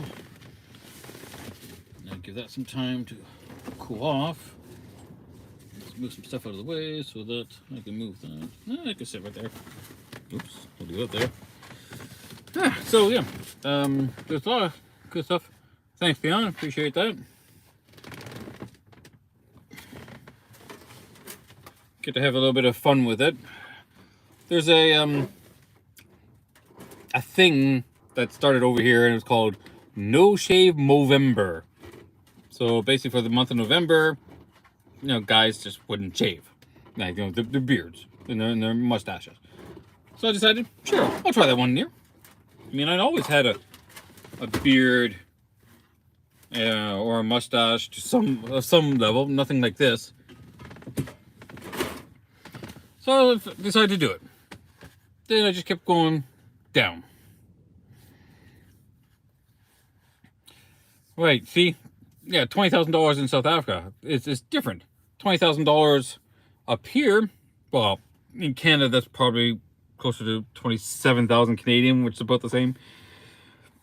Is nothing. I mean, you can't do bugger all here with it. So income is totally dependent on where you live and the cost of living there. So I'm looking at getting a job that's going to pay me $50,000 to $65,000. That's I don't know. We have to negotiate on that. That's a good chunk of money, but only because my cost of living is bugger all compared to other people. I mean, my rent for the entire year, let's see, we'll do $8,400 for the whole year. So like let's say $9,000 for a year. That's really cheap. Most other people are just around $12,000. That's an average for my size of place. So I'm already $3,000 less. Now, if let's say, for example, I decide I'm going to move into my vehicle. The car's paid for. That's suddenly $8,000, $9,000 in my pocket, or not going out of my pocket, that I could save. Man, can you imagine 2 years of that amount of money being put aside? Remember, talk about investing? You put $9,000 a year aside. In 2 years, you got close. You're trying to push $20,000 that you've got in savings. What can you do with $20,000? Well, you're not buying a house. Houses over here are still very expensive. I don't ever plan on buying a house because there's just no way I can afford it. But at $20,000, I could buy a bigger and really nice vehicle set up. Or put the money into this one. Although I think I'd rather a bigger vehicle. I mean, this is a nice vehicle. I have fun with this. Don't get me wrong there. But at some point, I'm going to have to, outgrow this to be more comfortable. Tax rates. Oh yes. Well, you got to pay. You pay taxes. So your average tax, is somewhere around in my province. Every province is a little different. In my province, is somewhere around 21 to 23% of your income. That's just income tax. So if you get, $100, your $21 of it is going to the government, right? So we are overtaxed. We're part of the heavily taxed country in the entire world. It's ridiculous. So there's no tax on your rent, right? So, but there's tax on buying food, tax on buying gas, tax on buying vehicles, tax on, paying your cell phone bill. You can pretty much bank on 50% of your take home going to tax. So if you make, let's use easy number, $100,000. Your tax rate is going to be a little higher, but we're rounded off to 25%. That just makes it easier. So you take home 75,000. Let's say you're still single. You got an apartment in, let's say, Hamilton. A 1-bedroom apartment is between 12 and 1,400. So you're paying, let's go $14,000 a year. So suddenly 75,000 just dropped down to 50,000. Now you still have to pay for your car. Your car, average car payment is like $600 a month. There's another $6,000. So suddenly there goes another $6,000. So you're down to $44,000. You've got insurance per year. There's another $1,000. You're down to $43,000. Food. Your food's gonna cost you. Let's see, if you're doing that kind of money, you live in a nice little place, probably $400. Let's say $500 a month. There's another $6,000 a year. So you're down to $39,000. Remember, you started at 100. So every little thing is gonna just nickel and dime you to death. So yes, the taxes are ridiculous in Canada. So you got one or two things: make more money or spend less. So if I leave my apartment, I'm spending less, but having the same amount of money. So I have more money in my pocket. That's how a lot of the van life, car life people look at it. And it's not a bad way to look at it because I can't not spend, not pay taxes. I can't get away from that. I can't go into the store and say, no, I'm not paying those taxes today. Take that off the bill. It doesn't work that way. So you cut back on other things. That balance of freedom versus comfort. So people who live in their vehicles have a lot more freedom. They're not as comfortable in the housing situation where my house, my apartment, I can go wherever I want. I can sit there. I can do everything. All my costs are taken. So there's no extra cost but my rent. But I don't have as much freedom because I have a place that I have to be responsible to do that. I can't just go off and take off for a couple of months. I guess that's kind of good, but I'm still paying rent. So I don't have as much freedom. So there's a lot of choices you got to make. And I can't tell you which choices to make because it's so different. The only thing I can suggest is just start investing. Like I said, that's going to be your best bet to help make you, financially secure and free when you get up to, your 30s and your 40s. World of difference. That's about the only advice I can really give that I know will make a big difference in anyone's world.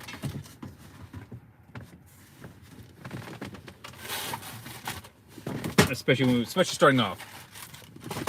I mean, me to invest in 30 years, I'm going to be 80 something. Well, let's say I made millions of dollars investing. What am I going to do with it at 80 years old? Nothing, man. probably not really interested in doing a lot of, adventuring.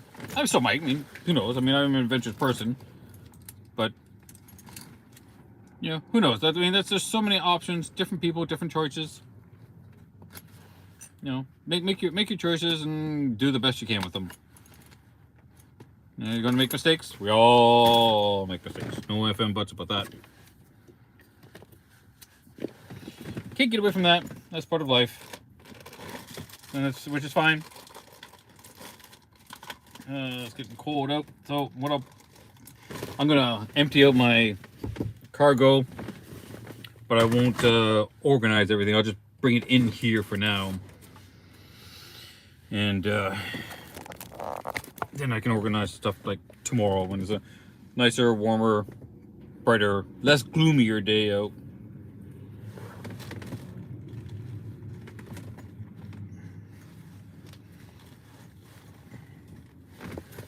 Oh yeah, the taxes suck. That's all it is. Nope.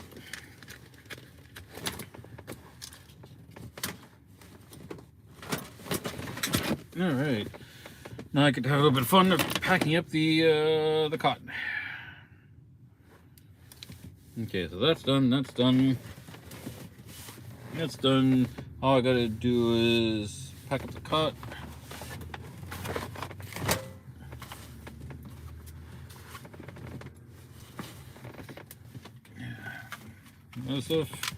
So yes, this has been it's definitely a bit of fun chat. I love talking with people, meeting new people, learning new stuff, dispensing wisdom.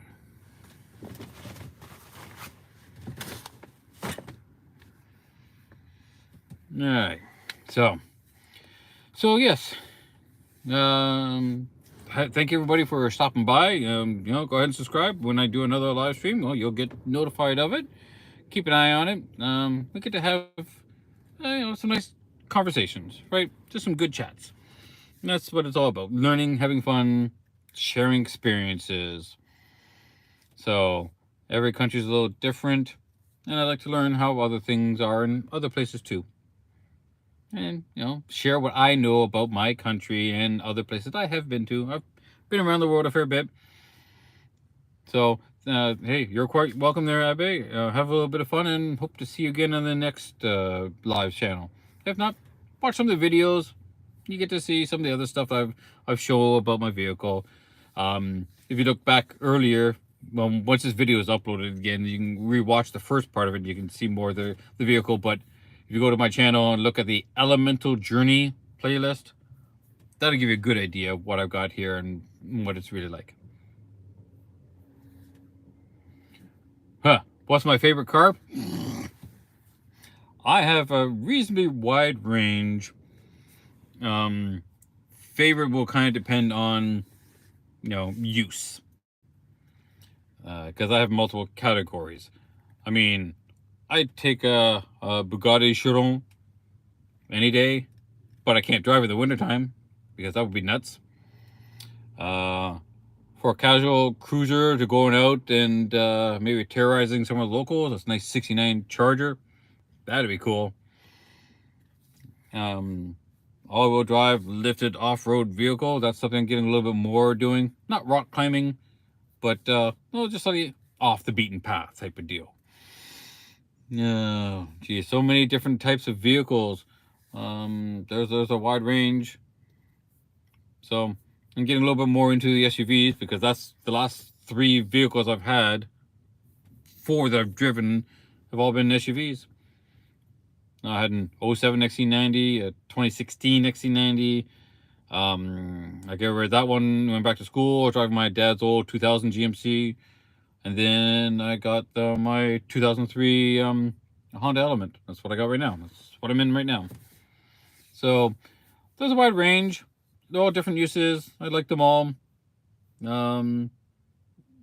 It's hard to say what my favorite is because everyone I've had all had different purposes, different reasons, different characteristics. They're all enjoyable. Some more reliable than others. But do your maintenance. Always do your maintenance on your vehicles. And I'm not talking just oil changes. You know, you gotta look in the owner's manual and change other fluids besides just oil. Like, there's a lot more going on. And you do your maintenance, record it, you get better value for the vehicle, and very more peace of mind for having something that's just going to be more reliable when it comes down to it. But yeah, big spacious cars are kind of cool. One of the things I would, as an idea, I would like to kind of do, if somebody came into a whole bunch of money, I would probably buy like a 1963 Chrysler 300C. It's a big boat of a vehicle, and do a big tour around the U.S. You could sleep in it. It's a comfortable ride, and they're big vehicles, and they're just really cool, and you get to talk to people. So, you know, who knows? That'd be something kind of cool to do. I probably wouldn't keep the vehicle afterward. It'd be something I would drive just to have some fun experience with, and just to enjoy cruising. But I'd enjoy doing a lot of driving in this thing. You know, I got a decent amount of space in here, definitely for me. Maybe for a second person too.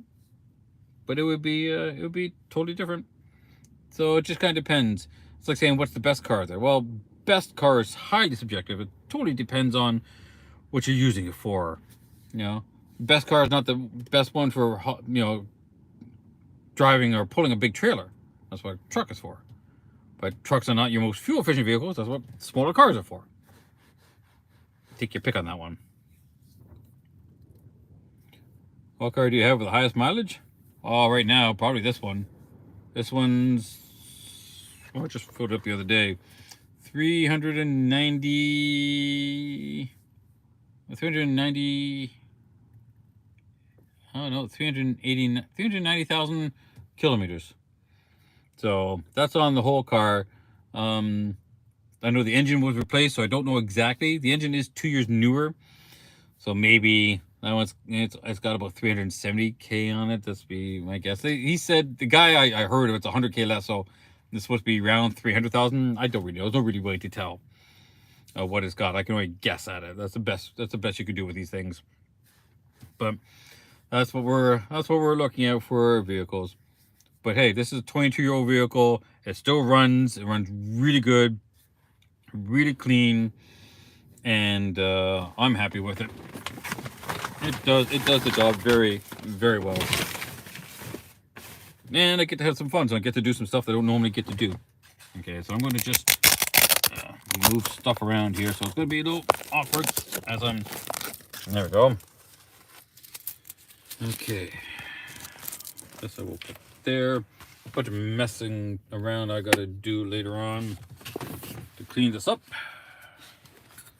Of course, the video is going to look a little weird as I set you guys down and change things up. I just gotta pull some stuff off out of the rooftop. Yeah, so I'm gonna put you there. I gotta pull stuff out of the rooftop and put it inside, so I gotta pack this guy up. The plastic, I'm missing something here. Oh, there. Okay, so we will put this. Hang on a second. Screw that back on so I don't lose the little piece and put you there. All right, now I have to get out, move stuff around.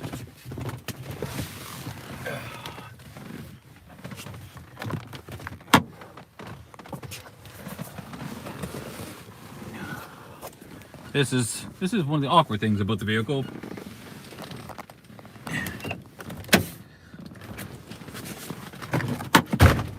There we go. I'll open the doors. From the back is awkward. There we go. All right. I can show you a quick view of the outside for those who don't know or haven't seen it before.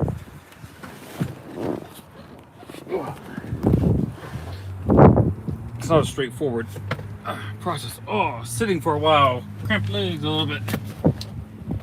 Put this driver's seat back.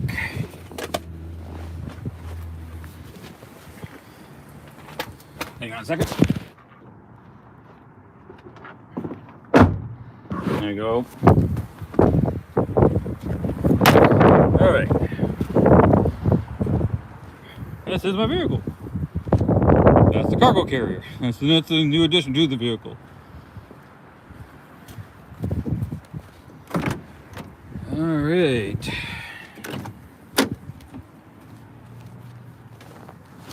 You know what? Maybe we can set you guys here.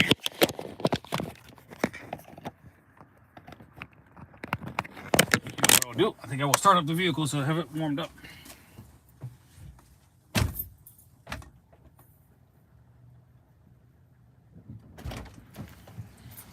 So while I'm setting everything else up,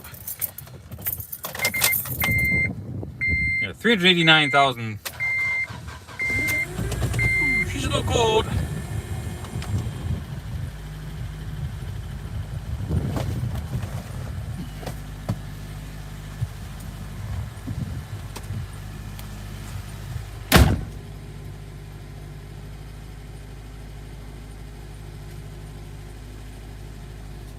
Alright, let's do this one. There we go.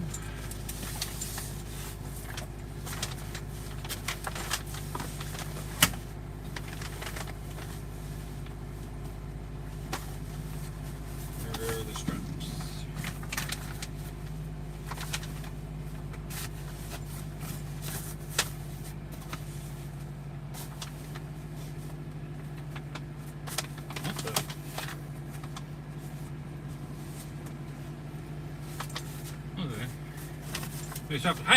I have these straps that go around it to keep it together a little bit.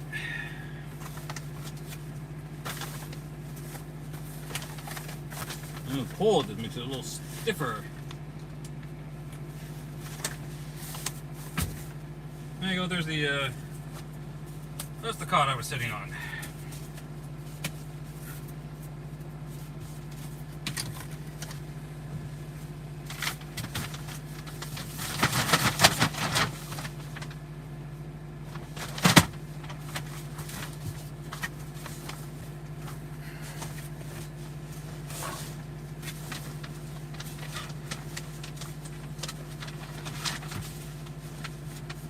Get it back into the bag.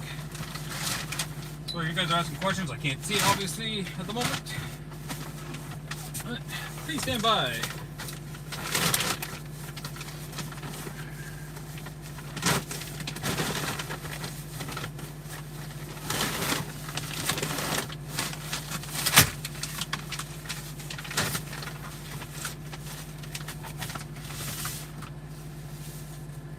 There we go.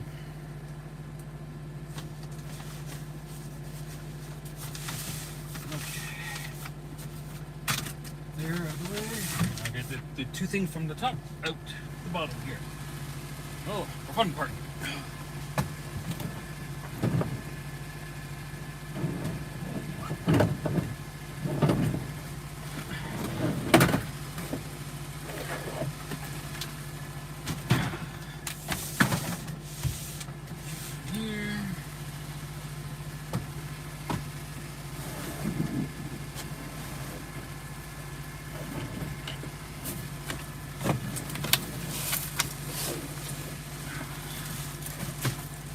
Another container. Eventually these will go back up there, but for now, that's what I need to do.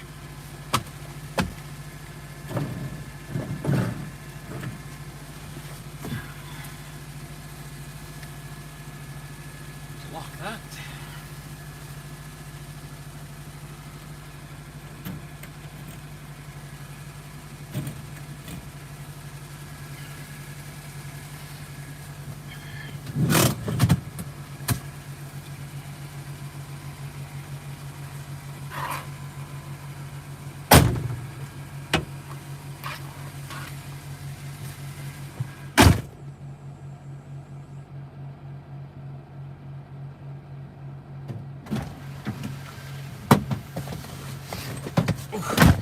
It's cold, man.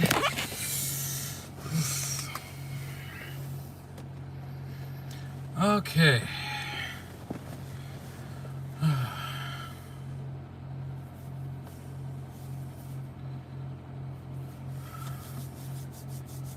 A Stoke air filter. I don't know if Stoke is just a company that makes a regular air filter, or is there something particularly performance-y about it? But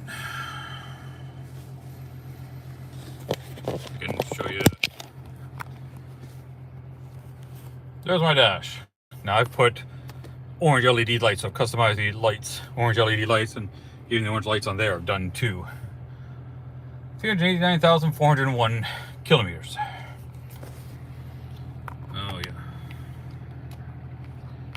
Cold stuff, man.